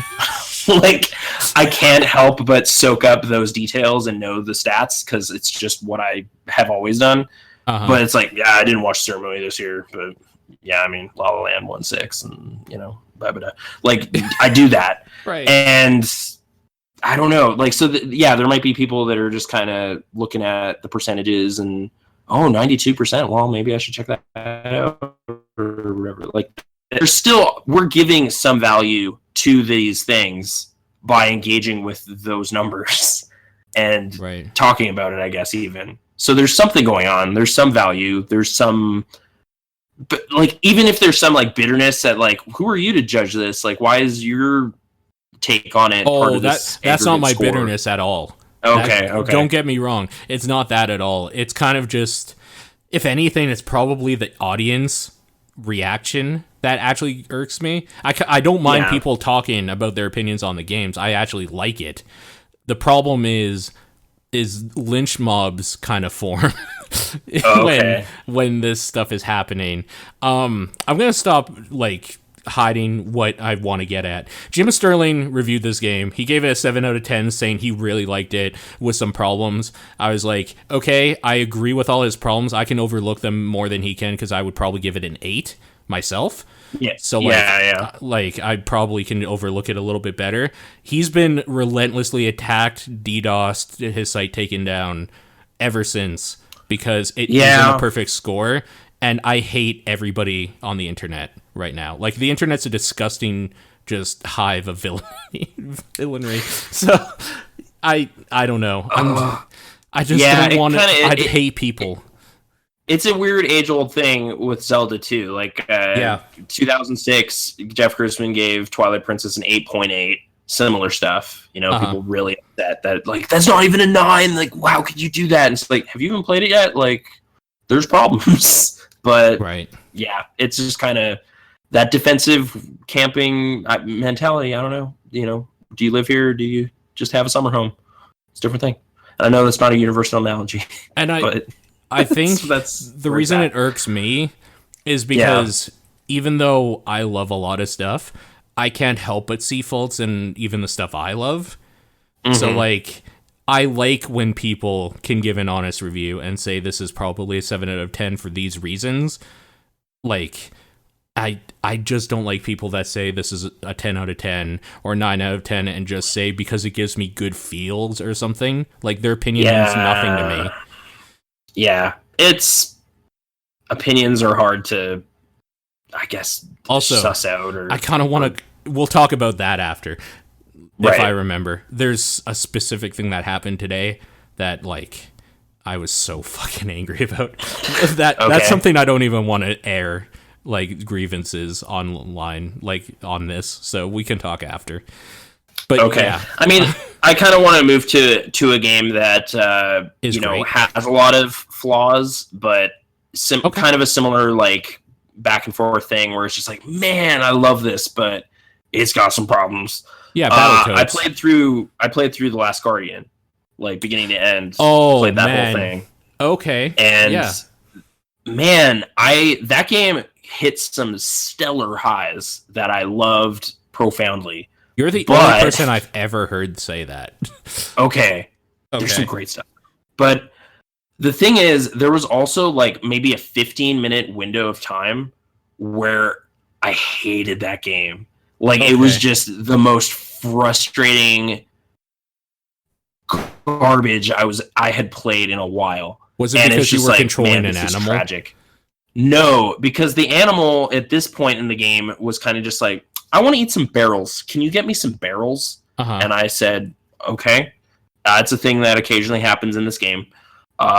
So there was just this process of like moving these boxes to a hole in a gate and trying to throw a barrel up on top of them so I could then get up there and throw the barrel through the hole and move on.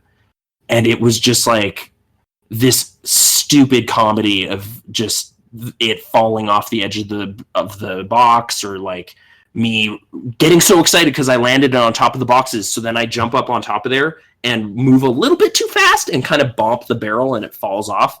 It was enraging, crazy stuff.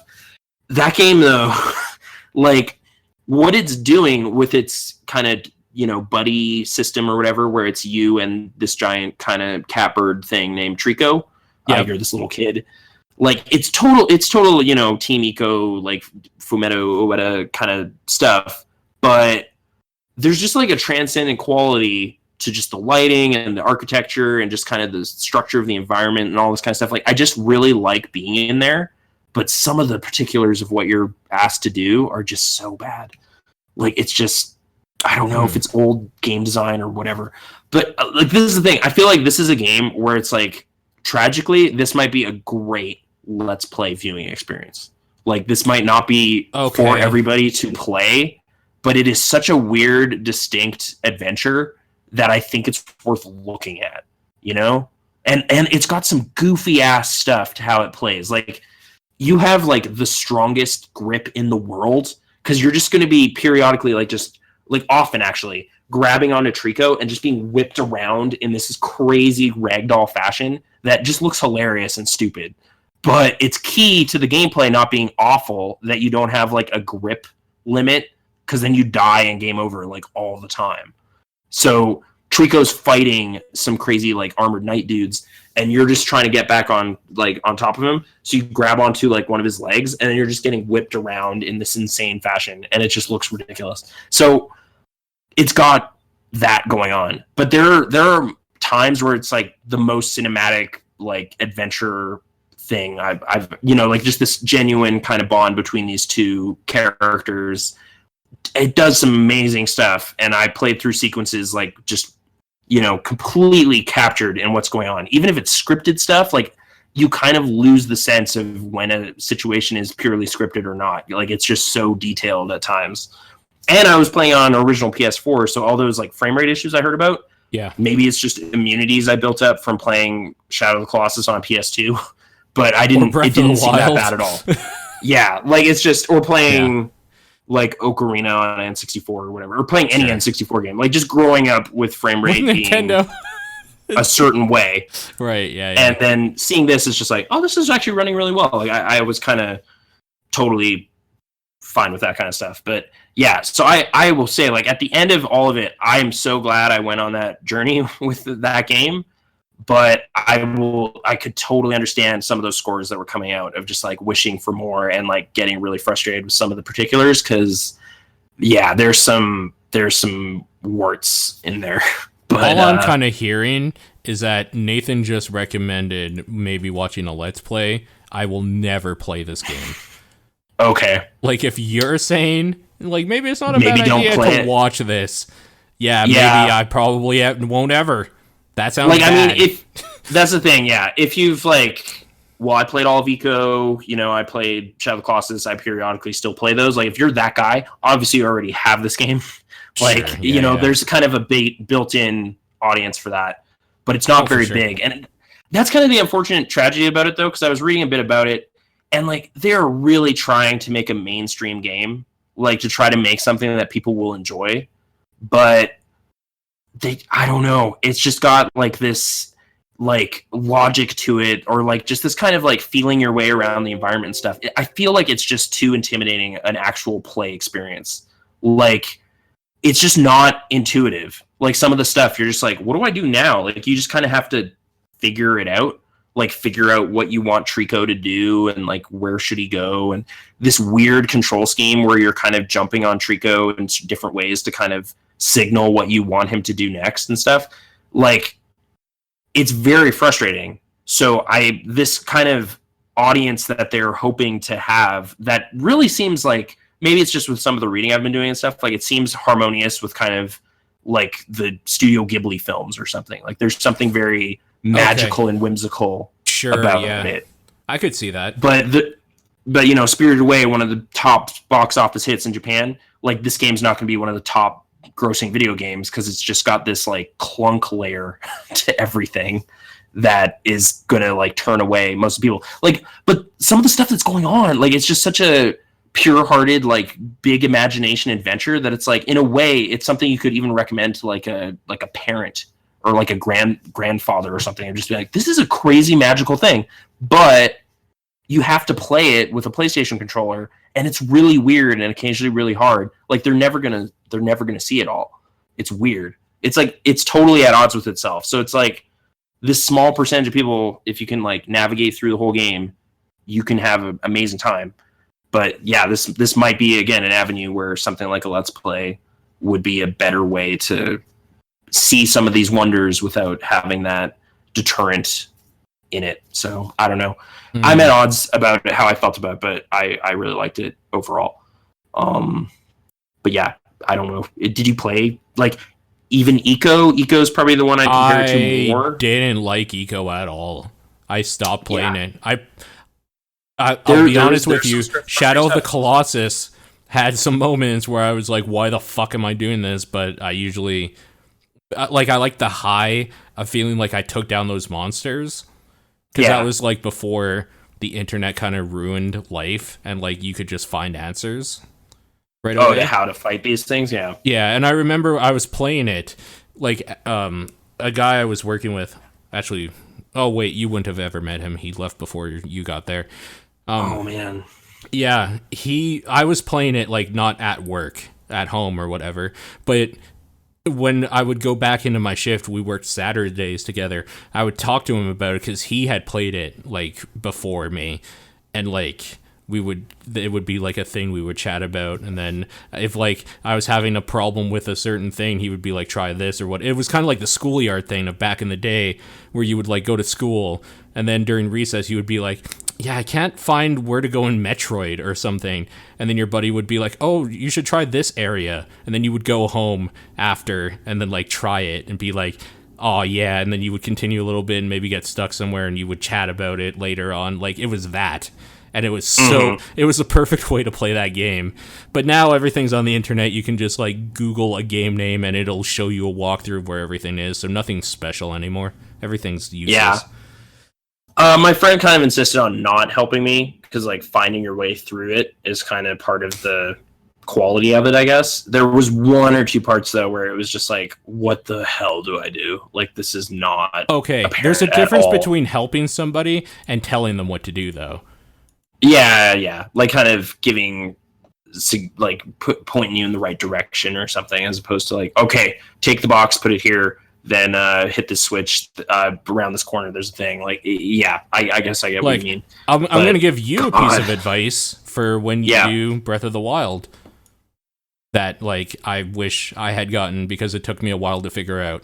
When you're doing a beast, maybe check your map a bit more than you would normally. What? Yeah. Okay. So there you go. That is an intriguing clue. If you're if you're like having trouble just being like, I don't know why I can't do this thing, and you're like doing one of those dungeons, maybe take a look at your map. Maybe there's something there that you can check that will help you. Okay. See, stuff like that. That's how you help somebody without telling them what it is. Right. I mean, maybe if you figured it out, then you're probably just smarter than me. So whatever. I don't care. I'm not mad about it. Thing is, if it's the Gerudo dungeon, I saw something at my friend's. Okay. The Gerudo dungeon fucked with me for a long time. I was stuck on that dungeon so long, I had to plug in my tablet. Okay. I had problems with that dungeon, so I don't want to talk about it. Okay. Yeah. But, okay. On to cinema. No more games? You don't have any more games? I've kind of weaved in, like, more in a linear, like, timeline of how things went. So there is another game on here, but just to mix things up a little bit. Okay. I didn't know what we were doing. I'm with you. Let's do it. And hey, speaking about giant beasts, I don't know. There you go. Kong Skull Island is a new movie, new feature film. Yeah. Came out. How much do you care about King Kong? Well, a bit, somewhat substantially. I've seen before this movie, let's say, because that was a weird response. Okay, you care about like giant apes climbing a building with a girl, maybe without, and like people being mad about it. Okay, it's a weird thing for me. I think it's like I loved reading about early special effects for part of my life. So I was reading about Willis O'Brien, obviously, and his cutting edge stop motion stuff in the 33 film. So I did watch that a couple times as a kid and dug a lot what that was going on there. So I was really excited about the Peter Jackson remake, and I think I like that movie more than most people. He fights 3 T-Rexes, so that was quite a thing. I that. I thought that remake was fine. It's really long, but if you're there for like this big celebration of King Kong, it's okay. Right. Weta digital, all these effects and everything. Yeah. So, and then, the thing is, though, this movie is more of a iteration on King Kong versus Godzilla. is its blueprint for what it's going for. Right. And that movie is dopey and kind of fun in a bad way because it's a early Godzilla film. And here's where things kind of get a little messy, though, because I really love that stuff too. I was a big Godzilla fan, like bought all those videotapes, love watching them. But it's because there's kind of a campy, dumb quality to them. It's like good garbage, you know? Sure. Like it's that. Yeah. It's a weird type of enjoyment where it's like kind of ironic, but also there's like a sincere appreciation for like just we're putting on a show. Like we got a man in a weird costume and we're gonna do some dumb stuff. There's gonna be monsters and they're gonna fight. Like it was kind of my like wrestling, you know? Like this is just colorful, dumb stuff. This is a huge budget movie with tons of movie stars, like Oscar winners and stuff. It just seems like a weird mix of like high camp, but it's too well made or something. Like it's wrong. It's a weird recipe. I still kind of liked it, but I don't know what's going on. Like I don't really know what Legendary Pictures' aim is with these films because this is part of that franchise. Like this is a follow-up to the 2014 Godzilla movie in a way. Like that's canon with this. So just so you know, like that's where they're going. They're, you know, everything's trying to be like the Marvel continuity universe thing now because that's a successful formula. So this is the monster verse. That's what they're doing. How do you feel about that? You've gone silent. I kind of don't care about the giant ape thing. Like it's always been a super special thing with effects, like you said. Yeah. I think it's cool seeing those, like, old skeletons of, like, the original King Kong that they would, like, do the stop motion with and, like, the stuff that they did to make that film. But I couldn't care less about a giant monkey. I don't give two fucks about any of it. Okay. So that's where I kind of stand on it. They don't really go in like the Fay Ray is in danger and like whatever. Like Brie Larson's in the movie, and you could assume she fills that role, and like only sort of does that ever happen. But it's not the same kind of like you know, the 2005 movie was very much like a girl got kidnapped by this giant ape. Is he evil though? Like he's kind of good. He's got a soft heart, but then you know, man's hubris. Like they bring him back and all this kind of stuff. None of that is important to this movie at all. This is like big action. Samuel L. Jackson is this like hell-bent like army guy from Vietnam who like the Vietnam War. It takes place in the 70s, by the way. And he's just wants to get revenge on this giant ape because it smashed up a bunch of helicopters at the beginning of the movie. Like it's very campy in a way, but it's slick. $185 million budget is weirdly at odds with some of those camp values. So at some point it kind of becomes like, is this campy or is this like shitty? Like, is this just badly written? Because it's like so expensive, you know? Oh yeah, like, for sure. So there's like jokes in it, and like John C. Reilly's there, and he's welcome, but it's just weird. Like it's like too slick and expensive and wanting to make money to quite fit the same like innocent quality of those Toho movies. So I don't know how I feel about it. But I mean, of course it wouldn't have that. Innocence is dead, man. Yeah. Like in this type of film? Come on. I mean, that's the thing. Like it's too big budget to do that. But okay, I guess so just for a little contrast or whatever, like so that's one way you can go with it, right? Okay. The other way is like Hideaki Anno's Godzilla film from last year felt like, oh, this is a valid way to go because this is like a very sincere, I want to tell a Godzilla story. Like this is a passion project and you can see that quality. Like it's got a purpose inside it. Like it's meant to be.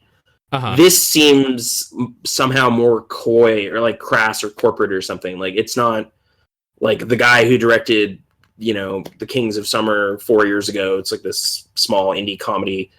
I don't believe he had like a Kong story that needed to be told or whatever, because this isn't that story. Like this is very calculated and big entertainment or whatever. So I don't even know what I'm necessarily like responding to. It was just I wasn't in joyous like glee the entire time, despite the fact that this is a kaiju movie essentially, and it ends with like promise of more kaiju movies with Godzilla monsters I care about, but I don't know that I want these people making those. Like, it's like I'm still turning to Japan for their Godzilla stories because that's their story.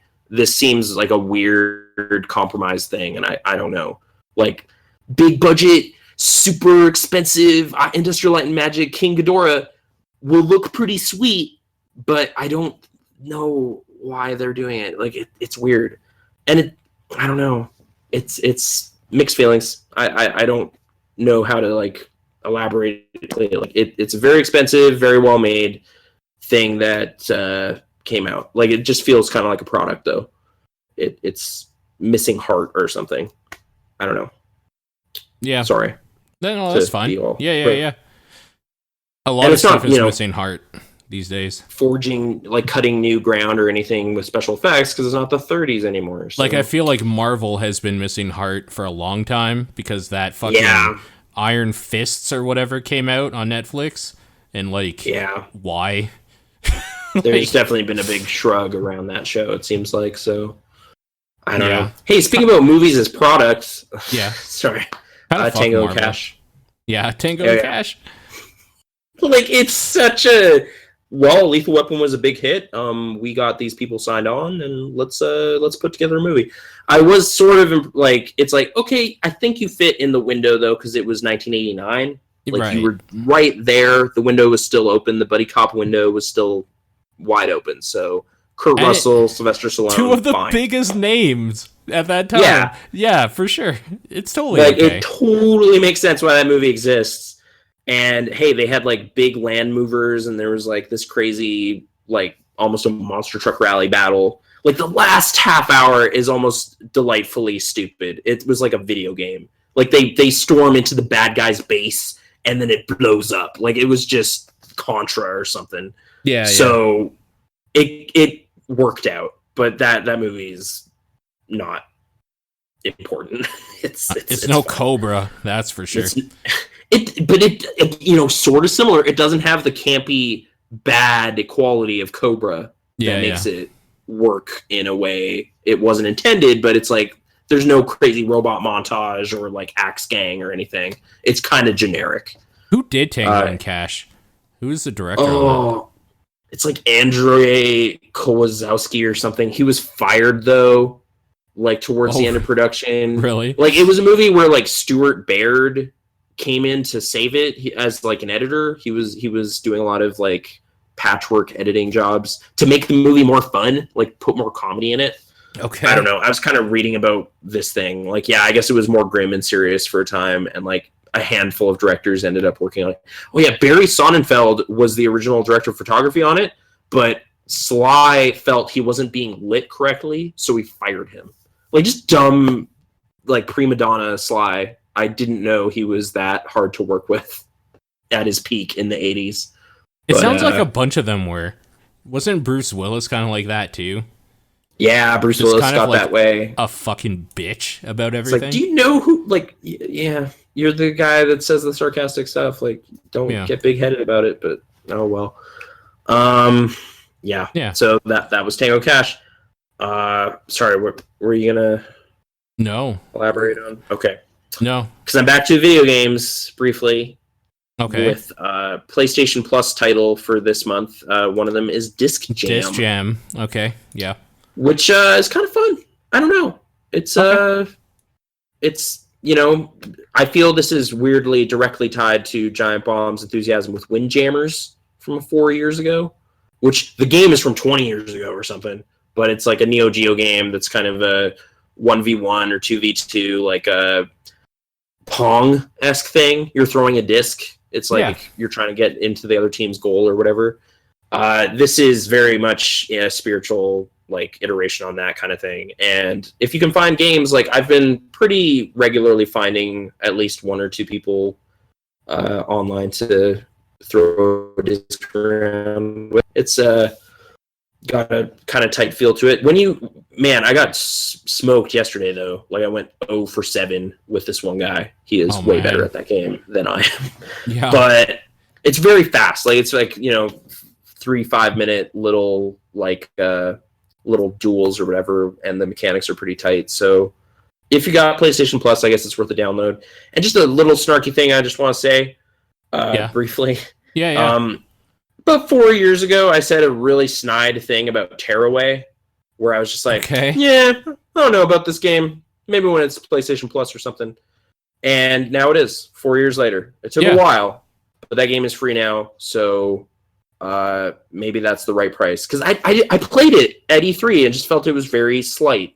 And it's the Little Big Planet people, so I didn't really love how those games handle mechanically. You don't love the Little Big Planet people very much. No, not with gameplay kind of stuff. So I felt kind of righteously a bit snarky about it. But it was at a time when I was more vocal on Twitter. So like a PlayStation person actually replied with like, oh, and it became a little thing. Wait, really? But yeah, it became a minor thing that I kind of felt like, oh, I just accidentally like turned my nose up right at the guy. I just accidentally ruined a PR dude's day for a little bit, yeah. It was a little shitty. So shortly thereafter, I left Twitter forever. So remember having to deal with Ubisoft PR? Yeah, I sent them an email, and that was rough. You were so mad about that. I was so mad at them. Yeah, that was good. I good don't days. Do that anymore. Good times. Good times. I want to bring something up that bugged me a little bit. I was listening to, I think, the Bombcast for the first time, like, ever. And they were talking about Ghost Recon Wildlands. And that game isn't as bad as they think it is, and they need to get their heads out of their asses. That's just a dumb little thing where you're taking down a cartel in an open world thing that you play with friends. Like, if you're buying that game because you want a story, like, get the fuck out of here. Are you kidding me? It's a Ghost Recon game. You're shooting guys, you're unlocking guns, and you're killing bigger and badder cartel dudes with like buddies. Like, fuck off. Get those bad opinions out of there. If you care about, like, the gameplay is fine. It sounds like I kind of enjoyed that discussion because I like when they're ragging on stuff. But I think this was a Beastcast, actually, because Jeff Gerstmann was on the East Coast. Okay, that makes way more sense, because I'm like, why would I be listening to the Bombcast? Yeah. It kind of became a pseudo Bombcast for that week. Okay. I kind of just enjoyed, like, I feel like they're kind of have a old-fashioned sense of, like, what the Tom Clancy name means. Maybe like it's like, no, that means like authentic military accuracy or something. So that this is a little more pulpy, a little more Army of Two or something. It's not really Army of Two at all. Okay. No. This was some of their assertions. So honestly, I hate that this is a thing. It's more like Far Cry with guns. Like, it's not. Wait. Far Cry already had guns. But like third-person military shooter. It's kind of like Arma, if like Arma was dumbed down to the most basic mechanics and it felt good to play, because Arma kind of sucks to play, but like Arma does kind of suck. Arma kind of sucks to play, but man, are there mechanics in that game? Yeah. Wildlands is not deep at all. It is very arcadey and basic. And I think that's what makes it work. I think the reason I don't mind that gameplay for the giant open world things to do is that it feels like I'm making progress in a thing. There is a big bad dude who's running this cartel, and I am taking like the things I'm doing don't feel like busy work. They're gaining intel as to where one of his lieutenants is, so I can murder that fool and then like get a little closer to him or whatever. So, like, it feels like I'm doing all this stuff to, like, the grander picture. Sure, there is busy work in there that I'm kind of ignoring because kind of fuck open world games, as I've said many times. But I don't know, man. I like the cartel setting. I like that people are speaking Spanish without subtitles and I can understand what they're saying and like them swearing at me and stuff. Like I like that little thing for me. I think that game's fun and I've been playing it single player and then like a buddy of mine will be like, "Hey, can I jump in for a bit?" Yeah, sure. We'll get into voice comms a little bit and we'll just like shoot the shit while literally shooting pieces of shit. And yeah. There's literal pieces of shit, or are you saying describing cartel dudes? Cartel dudes, yeah.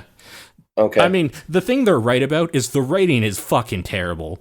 It is god awful. But I don't get why it's cool and okay when Jeff decides it is when Call of Duty has bad writing, and this bad writing is, it's abhorrent. Like, he needs to get his head out of his ass and stop being a little bitch, is basically or even some of the recent Far Cry games too, but I guess maybe their distinction is that was like 4 or 5 years ago. But maybe. Like Far Cry 3 ranked high, and that had some dumb stuff in it. So I don't know. And I just want to clear the air again. I'm not defending the rating in Wildlands. It sounds like a dumbass kid wrote some of the shit. It's really dumb and cliche, but like it's not abhorrently bad. It's just stupid. Okay. Yeah. That's what I have to say about that. Also, Horizon's still good, and Awakening is still very, very good. I've been playing a lot of shit, like Fire Emblem, and so I didn't get a great look. Like my friend Ben also had Horizon, so I looked at it a little bit, but Zelda was very much the thing we were playing that week. So yeah, that's it kind of took a back seat again. But I don't know, very colorful, a lot of foliage. Like, whoa. Sure. So many plants on the screen. I still think Horizon is the better buy out of the two. But if you want a game that's going to... There's a certain X factor, though, that's going to give you busy work. Then Zelda is, like, the thing. But, like, yeah. I like the original story stuff going on in Horizon, like, way better. But it still does some of the open world sins that I don't like, so it's kind of a toss-up depending how I feel that day. Okay. And yeah, I guess I really didn't see enough of it to know. So it's a nice looking game. I still got that Gorilla Grudge though, man. I'll just, that be transparent about it. Killzone 2, Killzone 3, like been a little snarky, so right. I guess continuing the snark train. No, I'm going to try to change the snark train a little bit, and I'm going to try to explain why. So I've mentioned it before, but Hot Diggity Demon is doing these kind of film reviews periodically called Brain Dump. It's a series on his channel. Yeah, I don't like him. Did one. Fair enough. Okay, what are you going to say?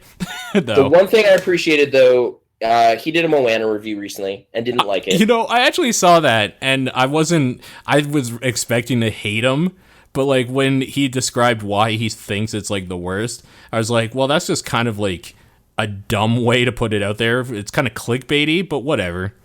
Like, It didn't bug me. Oh no, he's very like purposefully clickbaiting.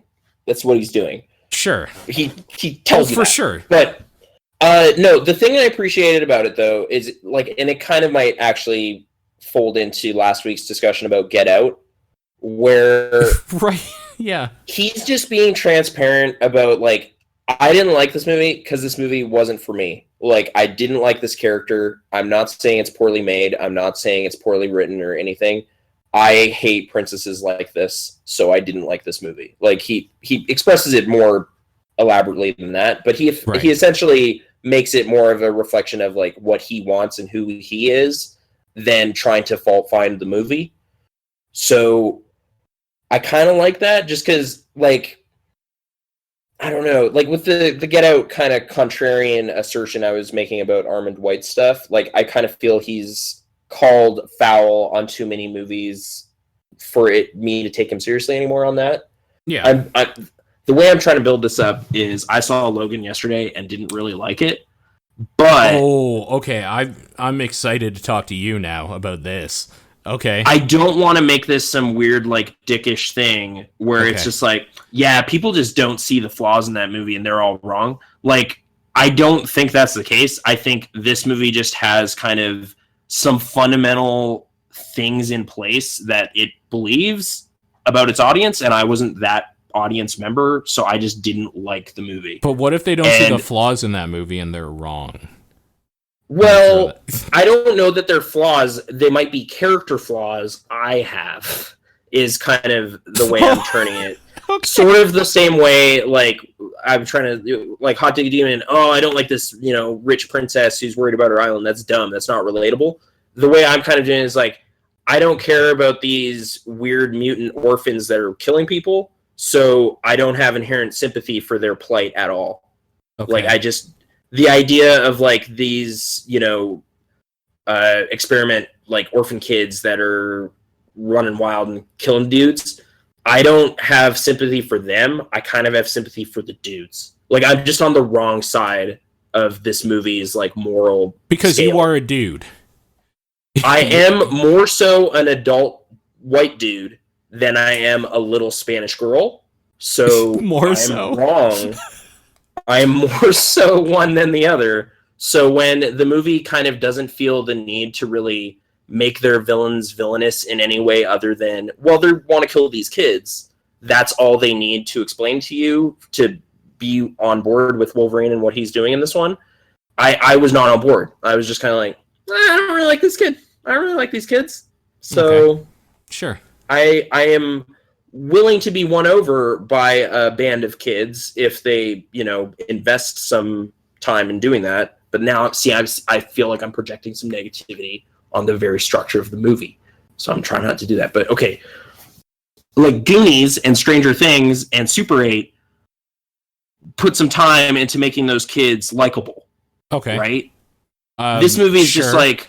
I didn't love a lot of the kids in Stranger Things, but yeah. They're trying to do that. Like, whether or not the jokes and the banter and them playing D&D is working for you, like, they're putting efforts into doing that as part of their storytelling. Uh-huh. This is just like, well, it's a little kid. Okay, but she cut off that man's head. Yeah, but she's a little kid. She's a little kid. Don't you love this little kid? Everybody says that kid's, like, actually pretty good, though, in this movie. All right. See, I just feel like I'm not the right person. As somebody who hates kid actors, I need to know, is this kid good or not? Because I heard completely different from other people, and now I'm worried. Okay. So, I don't know that this kid is good or not at acting, because what they require of her is yelling and sitting solemnly for, like, 75% of the movie, and then she suddenly has things to say. Right. But it's usually snarky kind of things, so I just wasn't. I mean, you should be on board for that. You like snark. Yeah, I love snark. Oh, I love it. So see? Right there. I'm being sarcastic. Like, I'm doing the thing I was trying not to do. I just want to. You're being sarcastic. I am. I don't mean to, like, I'm trying to justify my reason and you shouldn't like it either. It's just people like it. I'm not saying it's like, no, the effects are fine. It's gritty. Wolverine does fit an R rating better than a PG-13. So in that way, this is a more pure, like, expression of what that character's about. I mean, Wolverine always should have kind of been rated R stuff. Should have, yeah. That's kind of why that M-rated game from 8 years ago was exciting. And kind of why, like, finally. You go to Wolverine, the guy who cuts people up, Yeah. Whatever. That's kind of why you're there. Yeah. So, in those respects, yeah, it's fine. But I just kind of, like, it's not a great comparison, but sort of the same way I just didn't connect with Finding Dory. I just didn't connect with this movie. Like, okay. It's like the underlying thing of just like, we got to save these kids. I'm like, I don't like kids, though. I don't like them. So you need to win me over as to why these kids in particular are important, and I don't think it cared to do that, because it's just like, well, they're kids. You care about kids. I don't care about kids. So that didn't work for me. Finding Dory was kind of all about, family values, and we got to, more kids. I just didn't connect with that either. Okay, so, do you care about Logan? Like Wolverine? There's, like, you don't care about kids, we get it. You kind of don't care about Marvel stuff. I'm with you. I kind of don't care about. They don't give. What about Wolverine? They don't give X-Men Origins, man. We've been through shit together. Like, that's a revenge movie. It's very straightforward, but I was okay with how straightforward it was. No, all I'm saying is that Wolverine and us, like, we've been through some shit together. So, do you still care about that dude and Hugh Jackman playing him and, like, him getting older and this being, like, the end of that? A little bit, but, like, the whole focus of the movie is very much on, like, this situation and how it's affecting him or whatever. So, he's kind of robbed of any of the things he cared about in the rest of the franchise, like the people, for the most part. And I don't know that they really explained why. Like, I didn't watch X-Men Apocalypse, and I kind of wonder if there was important stuff that happened in that movie. But I don't know. It just feels like they flash forward decades from before, and everything's in kind of a shitty state. And it's just like this one last job kind of, run to the border kind of thing. Like, it's very stripped down and kind of smaller scale. And I kind of appreciate that in some way, but I don't know. It just didn't add up to, like, me empathizing with everything in the way that would make it transcend to some next level. And I felt like the action set piece stuff, like, didn't have the kind of just super colorful, like, high concept, crazy stuff. Cause it's just, it's stripped down to these dudes have claws. Like, there's only so much you can do with those mutants, like some of my favorite scenes from the previous films aren't my favorite X-Men, but they're, like, just cool sequences. Like X2 when Nightcrawler breaks into the White House, that's great. Like, that's just cool. That's a cool mechanic or whatever you want to call it. That's just some cool mutant shit going on. That's some cool mutant shit. And then, like, Quicksilver and Days of Future Past, that's just a cool little moment they have there. And, like, the movies around those moments aren't my favorite movies at all, but they just occasionally hit these highs. And I just didn't feel like this movie had any kind of show-stopping, like, spectacle thing like that. It was more just it's just that kind of grit-focused, more Western, more peck and paw kind of thing it's going for. And that's kind of cool, but that it's mixed in with this kind of fate of all these 12-year-olds, it just kind of... It was weird. It was like this hard R movie for Goonies audience. Yeah. If I was to kind of try to ascribe flaws on it, I'm not necessarily... Like, I truly feel like something that's at odds with, like, the 8.6 on IMDb crowd versus me is just... They may just have, like, fond feelings for being a kid and wanting to have a kid. This isn't something I share. I was like, when I was a kid, I wanted to be an adult. Now I'm an adult. Like, I just didn't have that same kind of experience or fondness for it. So it's just not connecting in the emotional way. Like, it's pushing emotional buttons, and they weren't producing the effect for me. So... Yeah, I left a little bewildered because it's definitely really liked, but I don't want to rain on this parade. It's just kind of, why do that? Like, I don't know, but yeah, have you haven't checked it out then? I haven't. No. Like, are you curious about it or? I like Wolverine. I think that guy's kind of cool, and I think Hugh Jackman is like, I mean, he was made for that role. Like, he's really good at it. So yeah, I'd like to see that dude do Wolverine shit again one last time. It really goes for it and plays to a lot of that stuff. And I feel like, were it not this weird kind of quibble I had with the motivations behind what's going on in this specific case, I would have appreciated, like, what it's doing more. But I don't know. It just kind of didn't sync up with who I am right now in 2017. I just wasn't on board. So okay. Let's talk more about things maybe not syncing up with who we are in 2017. Because I just got back from seeing Beauty and the Beast. So this is the live action remake or whatever of the Disney cartoon. Like 1991 Best Picture nominee, like, yeah, I'm kind of wondering how that's going to hold up, like, for not reviews, but for, like, award season for this year. Like, if it's going to be like, well, it was the best back then, it's still the best, because this adaptation is super faithful. Like, it's that cartoon. Like, in like CG and makeup and special effects and people instead of animation. And some parts of it I think work for the spectacle, and I think a lot of it doesn't. Like it was more spectacular in animation, or it was more spectacular here. Specifically Be Our Guest or whatever was like amazing like in this film. Whereas like it was kind of like, I think that's when Disney was really going from hand-drawn to digital. So they were still kind of getting their grips on this new animation style they were doing for movies from then on. Like, I think Beauty and the Beast specifically was one that they did a lot of CG animation on to animate. I mean, I'm thinking specifically of like that ballroom. Yeah, exactly. Scene. Because when they brought it out of the vault, they had like that from the cutting room floor that they added in, and it was kind of weird because like it was obvious that they had started it back then, didn't finish it, and then went back and retouched it up with like actual technology these days, so it looked way out of place.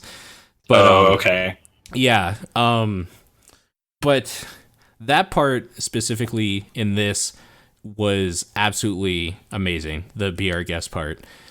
Like just super bombastic music video kind of thing? Or? Yeah, totally, for sure. Okay.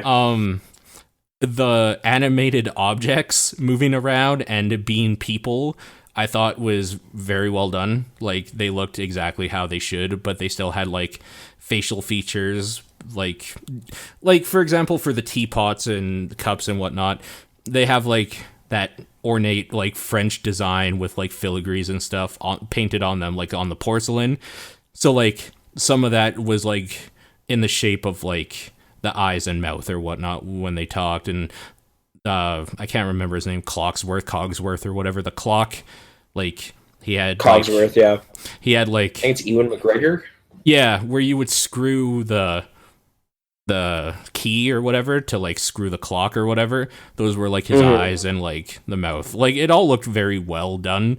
Like these are ornate pieces of like French artifacts or whatever that are moving around with like facial features. Okay. So, all that stuff was good. Everything with the people was kind of boring. And I think it's just one of those things where it was always boring, but because it was all a cartoon, it was cohesive at least. In this, I just wanted to see more of the like CG stuff. The possible difference, like I haven't seen the new one, but I know there's a massive difference in running time. It's like 2 hours and 18 minutes versus like 88 minutes. It's about half an hour difference. Yeah. I was looking it up, yeah.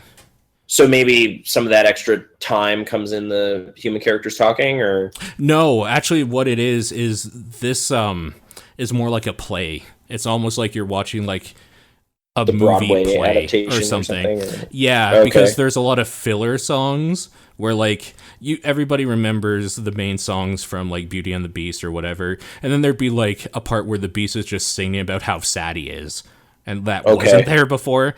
So it's really done more like a play. And this is another problem I have with the movie, actually. All that stuff seems really shitty and tacked on because like I've never been a big fan of the tunes in Beauty and the Beast because they're very story driven. Like the first song in that movie or whatever, in that series, whatever you want to call it, is them talking about how weird Belle is and how they live in this quaint town. There's no like hook. There's no chorus really. It's just like them, like her talking to a baker and then saying like, "Bonjour, hello," and like, it's very story-driven music, which I don't love at all. Okay. And I don't love, as you know, like timepieces, like set pieces. Period pieces. The period pieces have appeal. Yeah. The thing is that if you like period pieces and like French, like old French stuff, the music, this made me actually realize the music in the original cartoon and in this, because they're the same songs for the most part, they are very like appropriate for the time. Like they are very French sounding with like the right instrumentation and like everything is right on. I just don't like that. Like I don't like any of that stuff.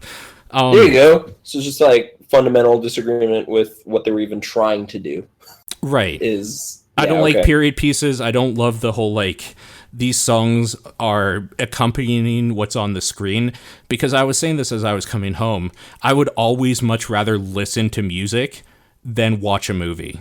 I would rather just sit there and listen to something, like 100%. So these songs are like meant to accompany visuals, and that doesn't sit well with me because I can't just listen to it on my computer while I'm doing something else with it, like, and it have the same effect. So it's just like a personal thing. Obviously, people that like that stuff, like, it's very well done. Obviously, yeah. Wait, Tale is it well done? Like, Tale is Emma all the Watson time. Good at singing, or yeah, they're fine. If you care about that stuff, they sound on key. They like get all grandiose and like booming in parts where they need to, or soft and melodic, and it's very well done. It's very good. Okay.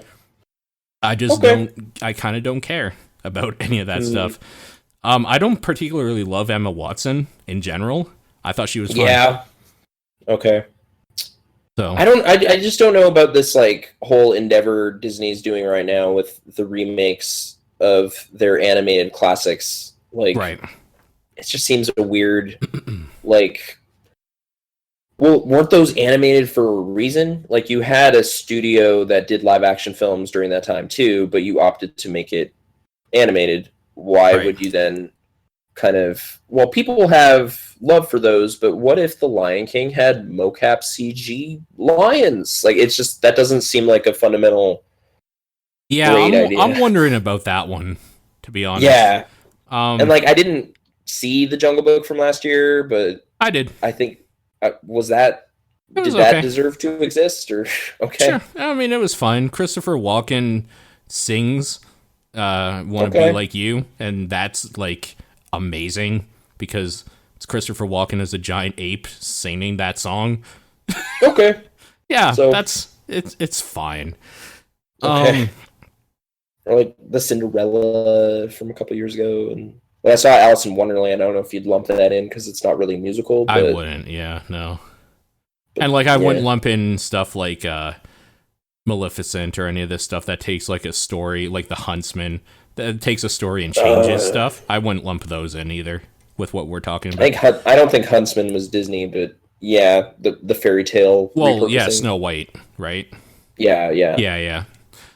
So yeah, I went because Erin really, really likes Beauty and the Beast, and like I was more than happy to see it with her, and I was happy how much she loved it. So that's all I cared about.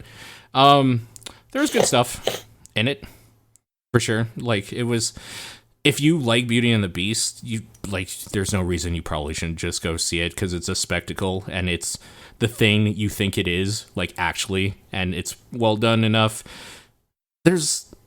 The problem is that if you have like a daughter or kid or something, and this is going to be their first experience with this stuff, you could probably just stay home and watch that cartoon for free, because it's same thing, like actually the exact same, maybe like a little bit better, because then they get the history of people actually like drew this with their hands instead of like, I don't know, what's her face looking like Kristen Stewart in some parts, which is kind of weird.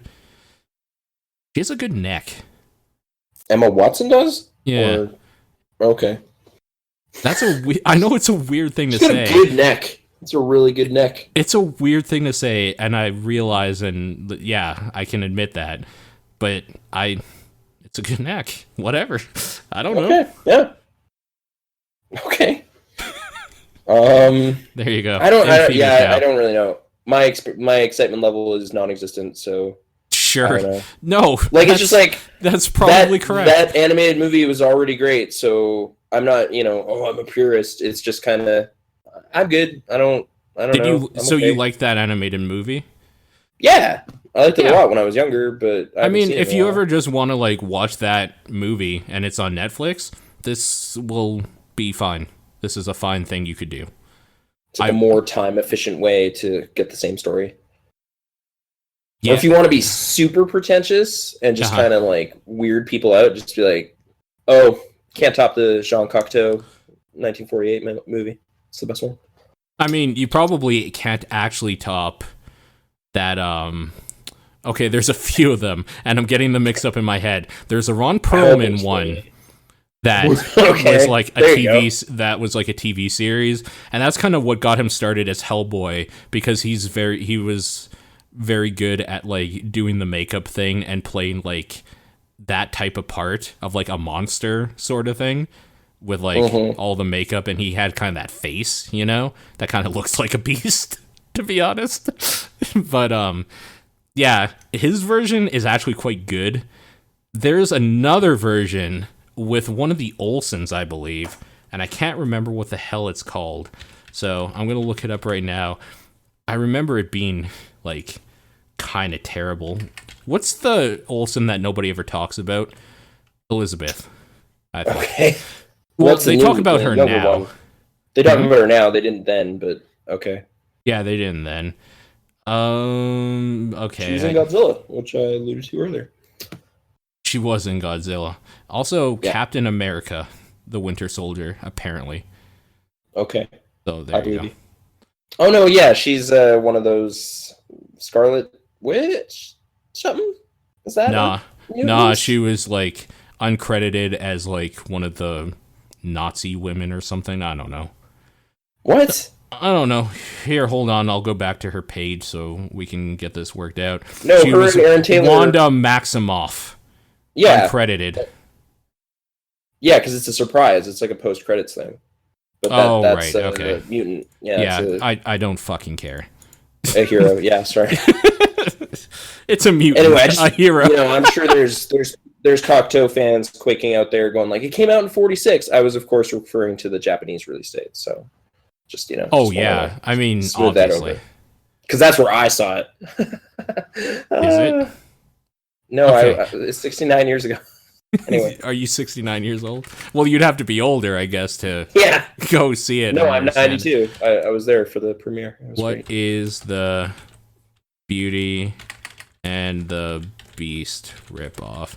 I think it's called just like Beauty or something. Well, they're public domain, like they're old stories. So sure, yeah. All I remember is it was like set in current day.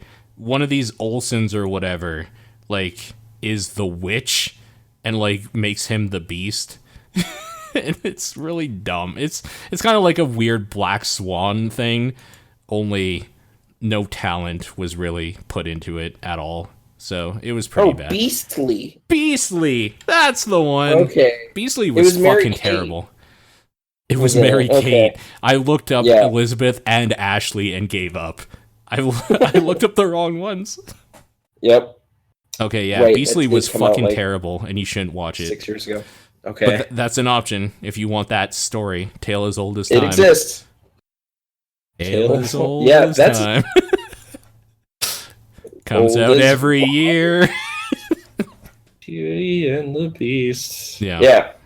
All right, so Disney's Money Train continues. It's doing quite well, apparently. Yeah, because if you like those songs and that movie or whatever, it's fine. There's a new way to see it. Yeah. Yeah, exactly. There's another way you can give money. So there you go. Yeah. Movies, cinema time. Yeah. Do you want to talk about your internet trouble or DMCA violation? I got a copyright notice saying you should not have downloaded Steven Universe. And man, and they're probably right. The funny thing about this is that I'm not going to say his name because he got kind of weird about it when I brought it up in Discord.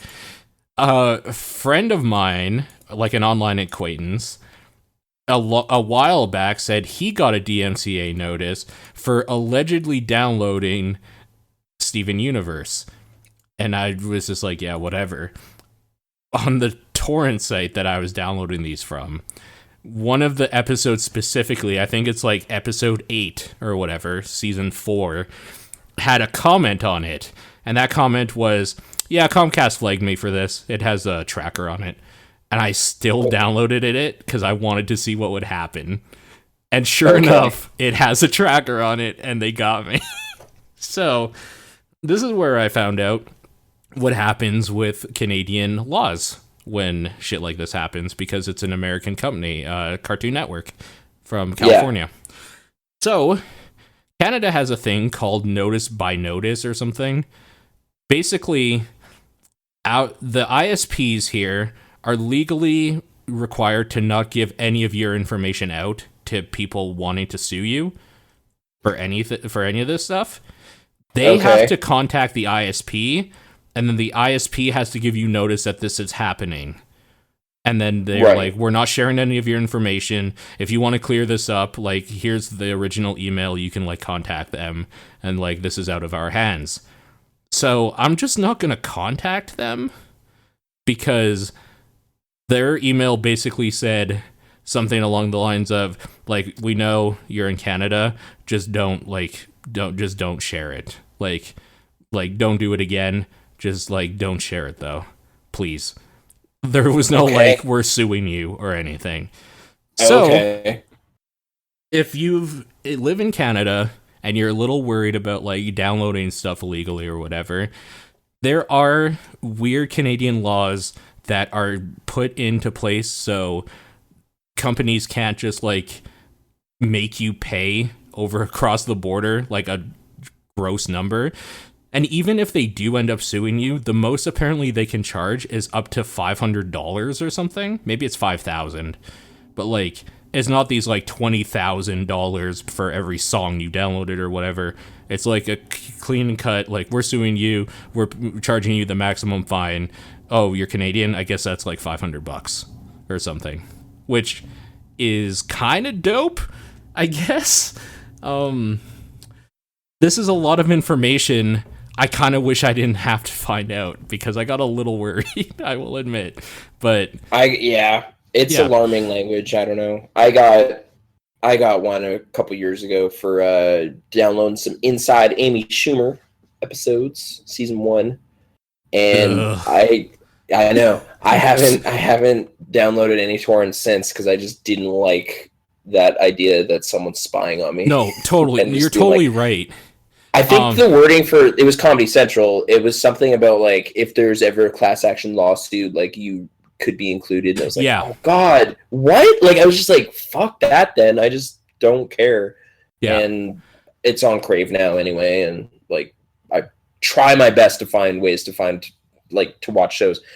Cartoon Network's tricky though, because there's shows I'm curious about that they make. I don't know that they're available for streaming anywhere. They're not. Like, this is what I wanted to get at, is that I almost want to download that torrent like another 100 times so that they do something and I could be like, offer to Canada then. Like, give me a fucking way I can pay you. Like, fuck off with this shit. I remember there was a brief window where, like, a bunch of, like, the first season of a bunch of shows was on Netflix, but it almost just seemed like a weird way to, like, get people on board with their shows. Yeah. So that they could then start paying them for Adventure Time and regular show and stuff. I feel like there was a Cartoon Network app you could buy, like, kind of like a Netflix or whatever, but it still wasn't available to Canada. So, like, fuck them. Like, if you're not going to give me an option, guess what? I'm just going to find my own way to do it. And you're probably not going to like it. If they were, like, catch up on Steven Universe, like, get all of the episodes for season 4 now for, like, $20, I would do that. I would 100% do that. I would much rather give money to things I like because that means they will keep getting made. I don't like stealing shit I like because it's like, it actually hurts the things I like. I want to be able to support them, but fuck them at the same time. Like, I'm a little mad about it. Like, I'll be honest, I was a little nervous when I first saw that email, and then I got angry after I found out they can't legally get me. Like, after I knew I was in the clear, I was like, you know what? Fuck them. Now that I know I'm okay.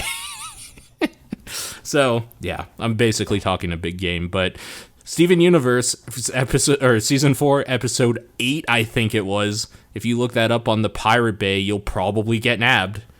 Not saying you should do that. I'm just saying that's a way to probably ensure you get sued. If you is it the video though? Like, does it still? Oh yeah, I got the episode. Oh yeah. Okay.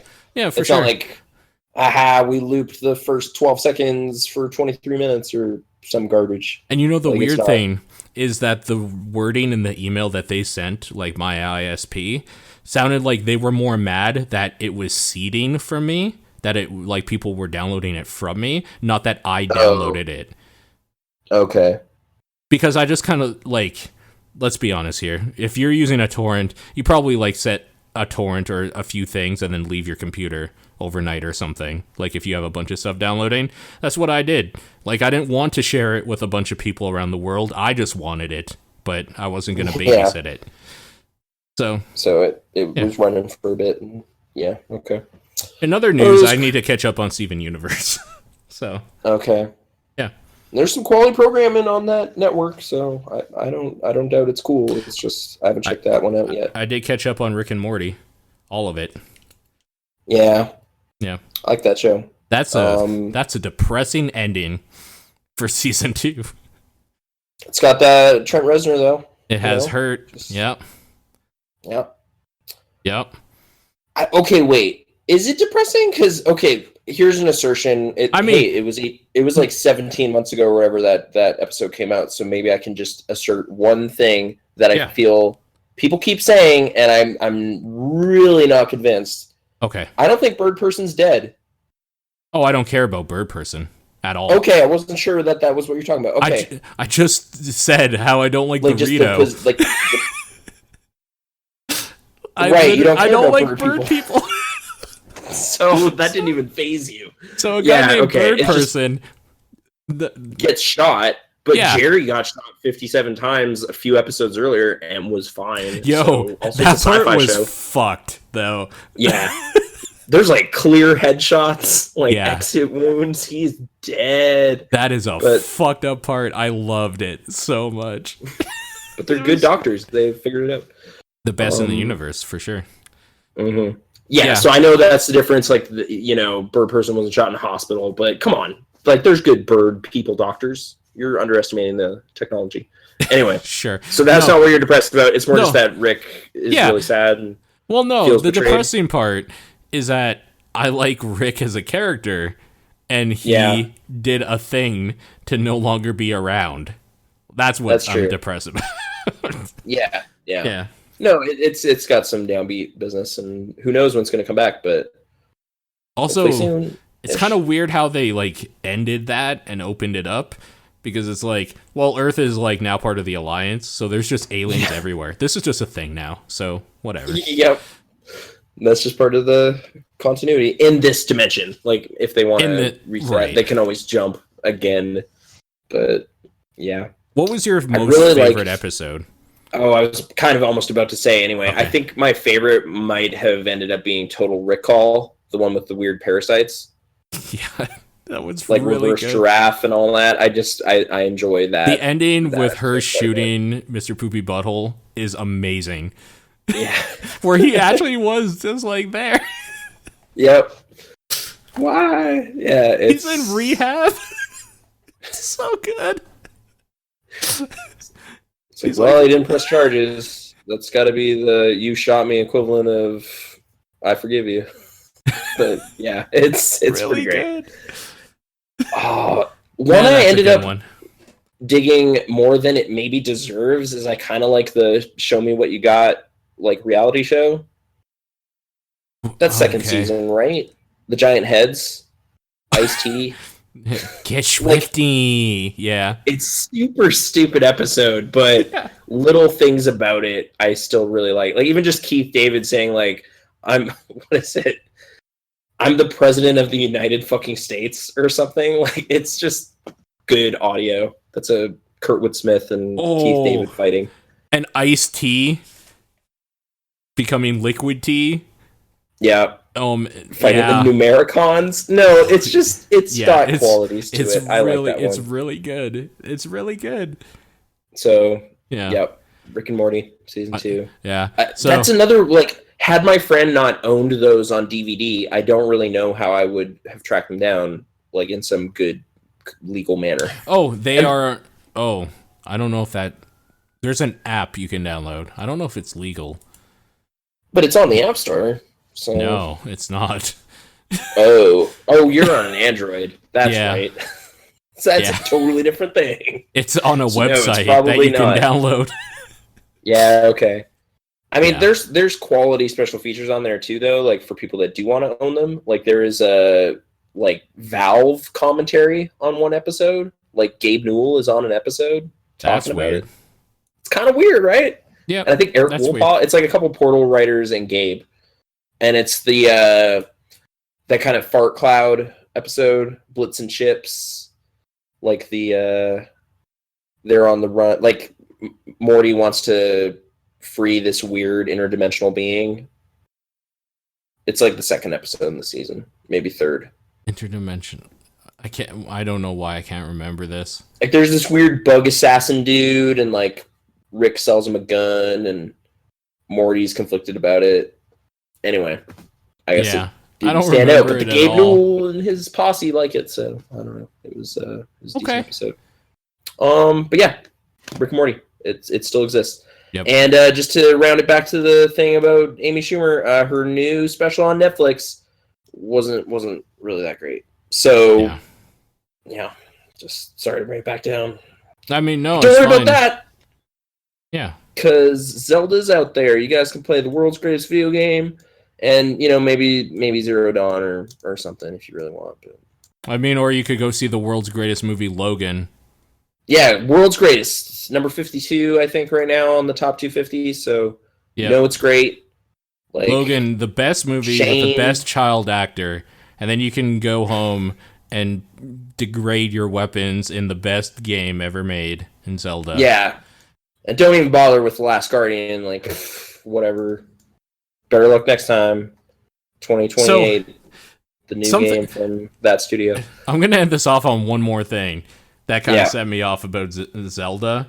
Is that... What the fuck was said in our Discord now? It was something along the lines of, like... Breath of the Wild is, like... the highest selling, like, exclusive, not bundled with a new console or launch console. It's like, why are these distinctions even being made? If you got a Switch, you got Zelda because it's the only fucking thing, not because it's a great game.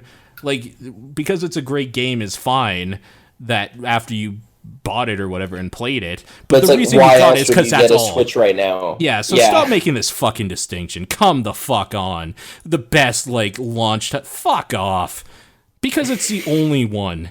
Come on, man. Well, that's still. They're just stating a technical truth. No, was there even? I'm not mad at the person stating it. Point?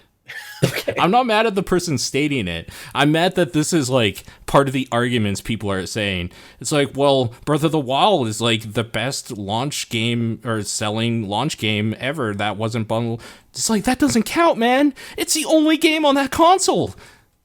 Oh man, I've been in a bad mood about this shit, and I apologize. For like a launch game, because I'm even like, is that true? Because Oblivion came out in close proximity to the 360 launch and sold a butt ton. So what else came out on the 360 around that time? Because I bet it was anything. Like Cameo and Perfect Dark Zero and there you go. Those were launch games. Beautiful. Yeah. That's 3 games you could buy. You're turning this against Nintendo, just like, hey, that's 3 major games that Nintendo has. What? Like, whether or not they're shit Switch. Or not. Like, 1-2 Switch, from what I've heard, should have just been part of you buying that console. People are actually a little bit upset that that's a full price thing. So yeah. But like, at the end of the day, it's kind of on you if you bought a $50 like tech demo, right? Like, I kind of don't begrudge people. Like, I don't know. I don't begrudge them like wanting to sell this tech demo thing. I'm more mad at the people that complain about it, even though they kind of knew they were getting minigame collection for like it's like, oh, it's just single player. It's like, yeah, I know. Why would you get that? But especially like, I could see them 6 months from now being like, yeah, if you buy 1-2 Switch, it comes bundled with like another Pro controller or something. Like, not Pro controller, sorry, Joy-Con. Some Joy-Cons or yeah, like that's totally that type of thing. But whatever. Zelda is the only game to buy on the Switch. So, therefore, it just wins all those awards. It's not worth stating, is what I'm getting at. And I'm sorry I yelled at you. I know your feelings get hurt easy.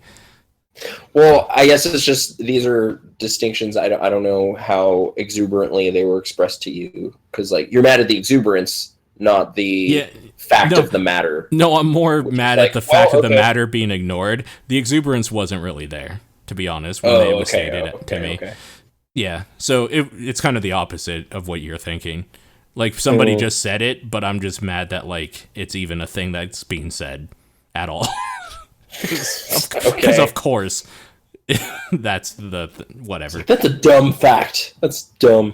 Shouldn't have even happened. On the other note, I'll end off on a good note. I'm happy. Yeah. I am happy people are enjoying it, because there's nothing worse than buying a system and a game, the only game out for it, and hating it. Like, I'm really glad that people are at least like, I can play Zelda wherever I want to go on my Switch. Like, that's a cool thing. I just wish there was any other fucking game that you could also play with the Switch to do stuff with, but we'll get there. Yeah, Splatoon 2 and I never even played Splatoon 1. I guess. So. Yeah. Me neither. So. Yeah. Mario Odyssey. That's what I'm going for. Woo. Real game of the year. No, I don't know. Probably. I'm just. It's been a really busy couple months for like top tier games. So. Oh yeah, we didn't even talk about Mass Effect Andromeda that I've been playing. Dude. All right.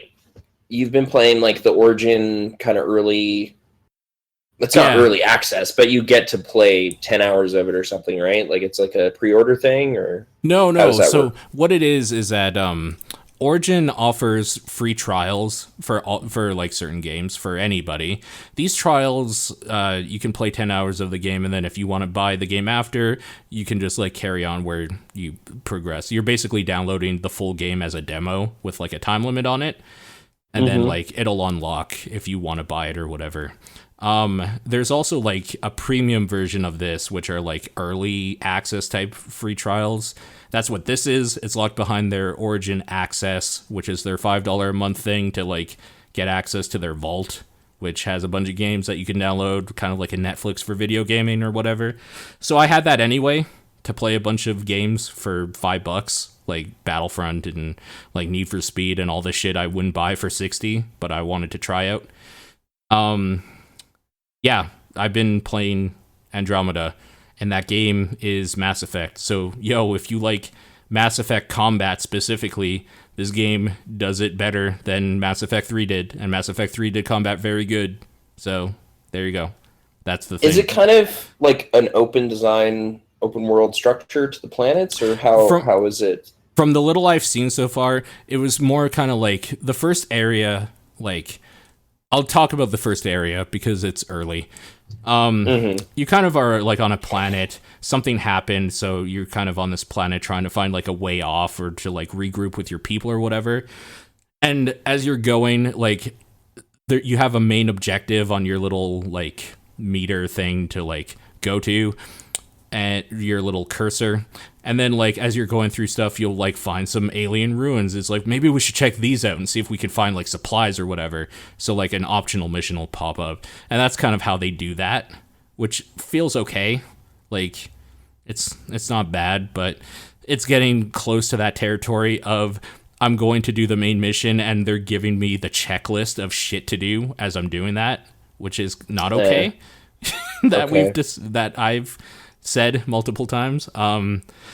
But yeah, that game feels like Mass Effect. So if you like how those games play, this plays the best out of all of them so far, because I revisited 1 and I hated my life revisiting that. Wow, yeah. No, I had a like I bought the trilogy pack, man. Gonna start at the beginning. 90 minutes maybe max. Like it was just like, wow. I put in 3 hours. And an autosave made me go back about, like, I lost 90 minutes of progress. And I was like, nope, we're done. Well, that's done, yeah. Yep.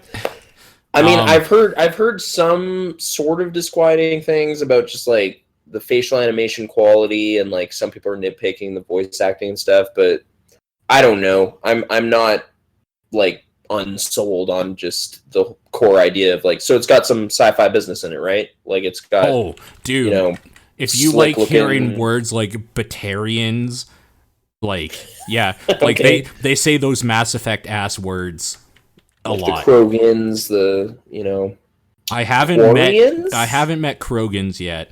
There are Quarians, Turians. There are Asari like right away for sure. What is Garrus? What's his race again? Garrus is a Turian. Turian? Yeah, okay. That's right. Cool, man. The animations is bad, kind of, but like the lip syncing and stuff, or like the eyes. These are kind of the main things I've been hearing, or like movement, because that's also been. I mean, everything you're saying is yes. The answer is yes. Okay. They're pretty bad. I mean, I kind of want to be a little defensive just because it's like, well, it's the first game in a new engine on a new platform, so like room for improvement. You know, like the first Mass Effect, worst one, but they iterated and made better games. I think the thing, though, people are mad at 3 and everything, but is that Femme Shepard never felt like she's always had stilted like facial animations here and there, but it never felt like really weird and bad. I'm playing right now as the default female, like the female, like basically Femme Shep for this series called Sarah Ryder, and she looks like a fucking idiot. She is smiling all the time, and I don't know why. I think it's because of like BioWare doesn't know how to animate like lips moving or like emotion without a small grimace or smile or grin.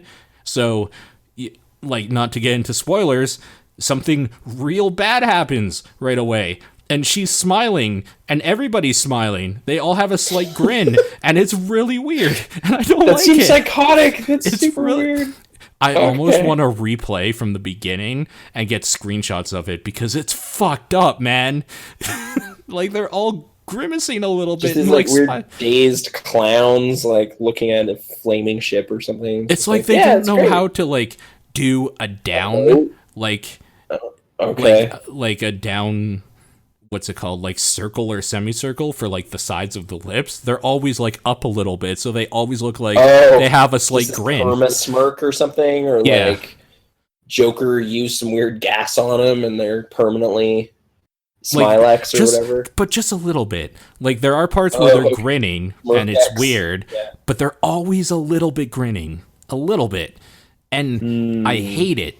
I fucking hate it. And oh man, there's already weird stuff going on the internet about people are making like thought pieces about how BioWare is purposefully making all females in this game ugly because of SJW shit. Like this is already going crazy, and I don't know where this is gonna head. I'm so nervous for when this game actually releases.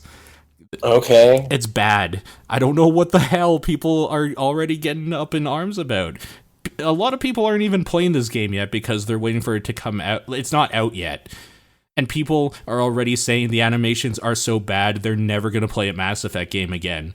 It's like, what are you talking about? You haven't even seen it. You saw a GIF that somebody put online after they obviously did something to break the animation cycle.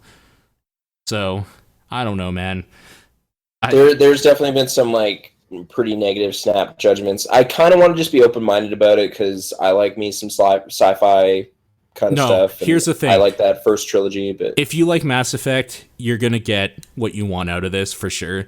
It's gonna feel the best for like shooting and like combat stuff it's ever felt before. Like it does feel like an upgraded version of the improvements they made in 3, and that's really good.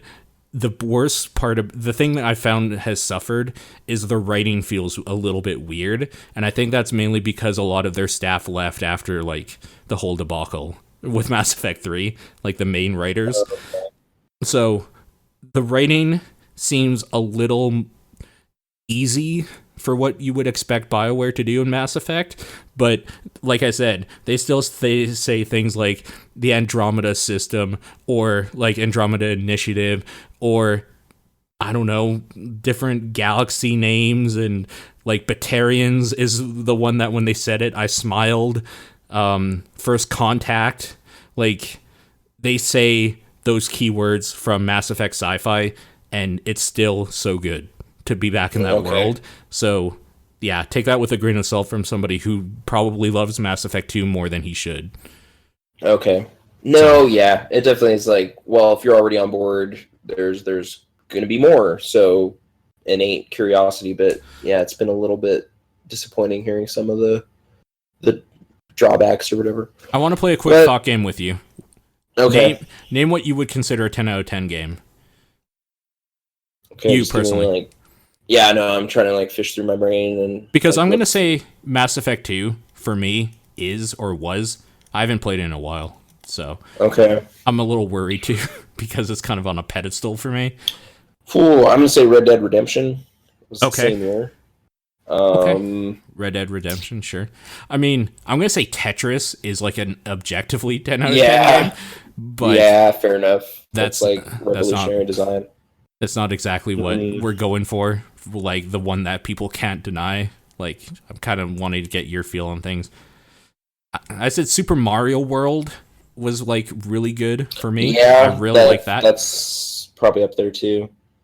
I like Rhythm Heaven a lot. But Rhythm Heaven is good. Like that new one that came out. But I don't know. I feel this is like a weird...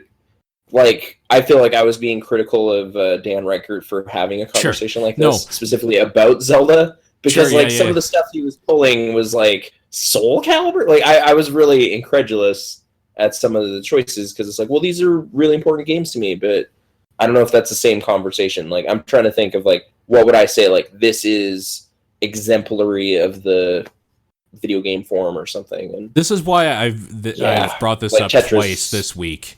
In the Discord. Maybe Red Dead, sincerely, but I like getting people's read on things. Like, I'm not meaning it as a way for people to be like, well, Red Dead isn't as good as Mass Effect 2, and then for us to debate. Like, I just like when people are just like, you know what, I would give this a perfect 10, because I don't think enough people give perfect 10 scores, and it's kind of depressing. And like, if I gave scores, I would be just as bad because I feel weird about giving a perfect score to something, especially when it's in the zeitgeist. I'm much more like able to say something was a perfect experience when it's in retrospect. But I don't know. Maybe I'm part of the problem is what I'm getting at. And maybe everybody is in the right. And Zelda is better than any game ever made. And I should just shut my whore mouth. That's what I'm getting at. I mean, probably, yeah. I mean, it's pretty... You can cut the grass and everything, so... Yeah. No, okay. Logan out in theaters now. yeah, it transcends film in a lot of ways, you know. Right, exactly. You take a Western, you take superheroes, you mix them. Yeah. And you put a bunch of kids in there, and you got yourself a 12-star movie. You mix them until the good stuff about each of them separately is so diluted that you have this sludgy mess. Yep. Love that sludge. That's just rude. We got to end this podcast. Red Dead's a little cutscene heavy. I don't know. I'm like being self-conscious about it now. So. I know. It's so easy to be self-conscious about because like Mass Effect 2 kind of controls like shit, and some of those loyalty missions are really bad, and some of that DLC and some people really was don't really like gross. The final boss, and that final boss is really bad. It's kind of dumb, but it's really bad. Great. And they kind of hide some really important lore stuff really behind $10, like for the DLC in that game. Yeah, but I like Persona 4. Persona 4 is really fucking good. I need to finish it one day, but there's a game I don't even like that I might have to concede as a 10 because it almost has transcended like game. Minecraft. I don't like it. Sure, but it's just become like this weird like phenomena. It's a good tool. It's like MS Paint for video games. Yeah, games. people make stuff in it that is interesting in its own way. So for sure, if you want a game-changing software, sure. But anyway, yeah, we gotta go. That's the roundup of all the media on this week's Media Monks Response podcast 148. I'll take your word for it. Yeah. Wait, I have somehow separated my podcast notes into two different documents, but don't worry about that because there'll be another one in the future. Yeah. Happy Ireland, everybody. Joshua Tree in stores now. Top of the morning to you. Oh man. Did they ever say like good evening or something more? It's not always the top of the morning. What about people who sleep in past noon, like me? I don't Irish know. People never see them. Anyway. Yeah. Bye.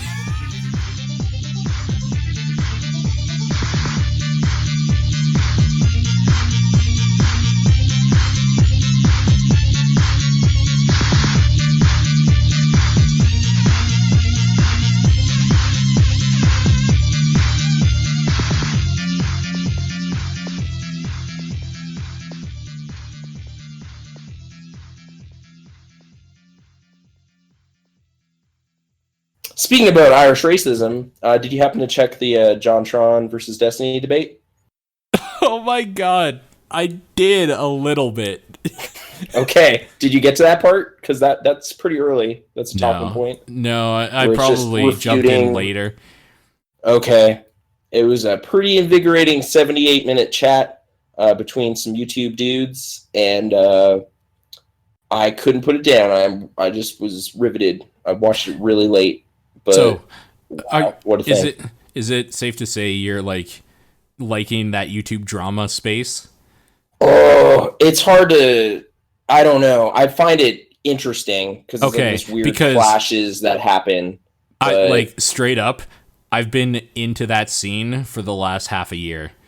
I just don't really talk about it that much. I've been following all of it. I really like that shit a lot. It's just bleeding over because of like my time on Reddit and stuff. Like, oh yeah, the way I found out this was going on, I guess, was it's just like, oh man, this is some sweet JonTron cosplay, and it was a picture of a dumpster that was on fire. Yeah, I saw that one. And I was like, what happened? And then just figuring out what the source of all this was and where these amazing quotes were coming from. And yeah, that was quite a conversation and a bit of a conversation sparker around here. So just an interest. I don't even want to like necessarily like stake my flag in a side necessarily, but despite the fact that they talk about being fence sitting is bad, I'm not in the United States, so it seems weird to advocate directly. Sure. I don't know. My impression of it was really just Destiny is just more articulate, and I respond to that. But he's fair? Not. It's just that JonTron is an idiot. Okay, maybe. Well, okay, but it's not opinion wise. The similar thing. It's that JonTron is really bad at articulating his points because at expressing what he means, and it sounds really bad. There are people in that like side of the YouTube in the like YouTube drama that like are forged in the fires of debate, basically, and if they went on, they would make Destiny look like a fucking child. Like how... Okay. Yeah, so Destiny's a fucking idiot, but in that debate, he was the heavyweight, for sure. Like, JonTron is so like, bad. Citing specific things and stating things with some context, whereas it just seemed kind of like, what is even happening? Like, I know. You can't just assert that baselessly and then I gotta go get some water. Like, I'm just gonna say something outrageous and then kind of step aside. It was a really like one of the things he said is Destiny said something about like, do you think that like employed like middle-aged black men or whatever are more likely to commit crimes? And he's like, yeah, look it up. It's like, what?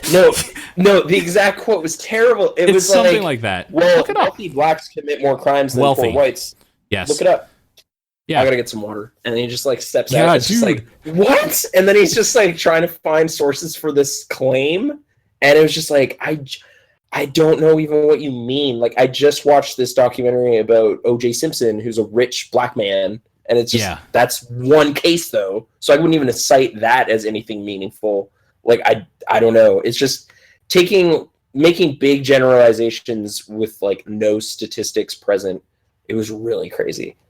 I don't know. But it just seemed to kind of, the one quality I found just interesting was it seemed both sides thought the other side was completely ridiculous and not totally researched or like knew what they were talking about.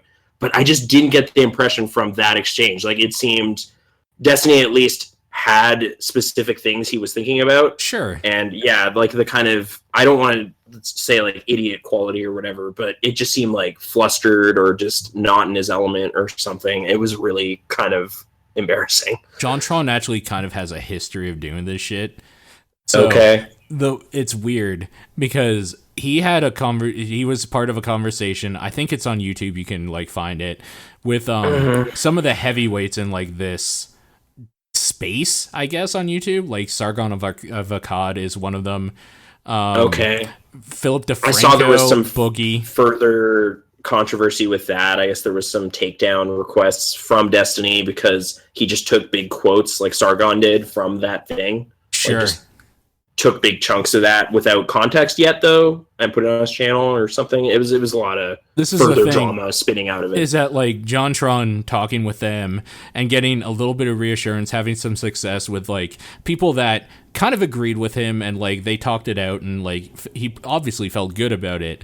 He went into like a debate thinking he was better than he was, and he's not. Yeah. Like, he's real bad. So yeah, it's kind of depressing in a way, but it's one of those things where it's like, even if I agree or disagree with him, like, I just want to hear, if you're going to put out points like that, I'd kind of like to hear what your basis for it is, because... Like, where are you who told you that? What are you echoing, or, I don't know. It's pretty crazy. It's pretty crazy. Yeah. Yeah. It's so fun, though, to listen to. Holy shit, is it fun. Like... just so completely opposing viewpoints, I think, was kind of the thrill of it. It was very, contentious, but you should listen to a podcast called States, Baited. Man. Okay. Yeah. It's all about this sort of conflict, or it's changed cast. Because, like, basically the way they put it is, like, Beta got really big, but it was always doomed to fail because of how much, like, the hosts disagreed with each other and, like, yelled about stuff. So, like, it's changed cast, but it's a lot of dumb YouTube drama stuff. It's just fun hearing people debate about stuff and, like, having stances and going at it. Like, I really like that stuff. So, yeah. It's fun. So I got a little taste of that this week, and that was some other standout media, I guess, from the internet. I mean, everybody thinks it's standout, though, not just you, because, man, that was a fucking dumpster fire. It was so bad. Man. Yeah, so there you go. I just felt I needed to acknowledge that happened as well. So thanks for joining us again. 148 next time. Top of the morning to you. Oh, God.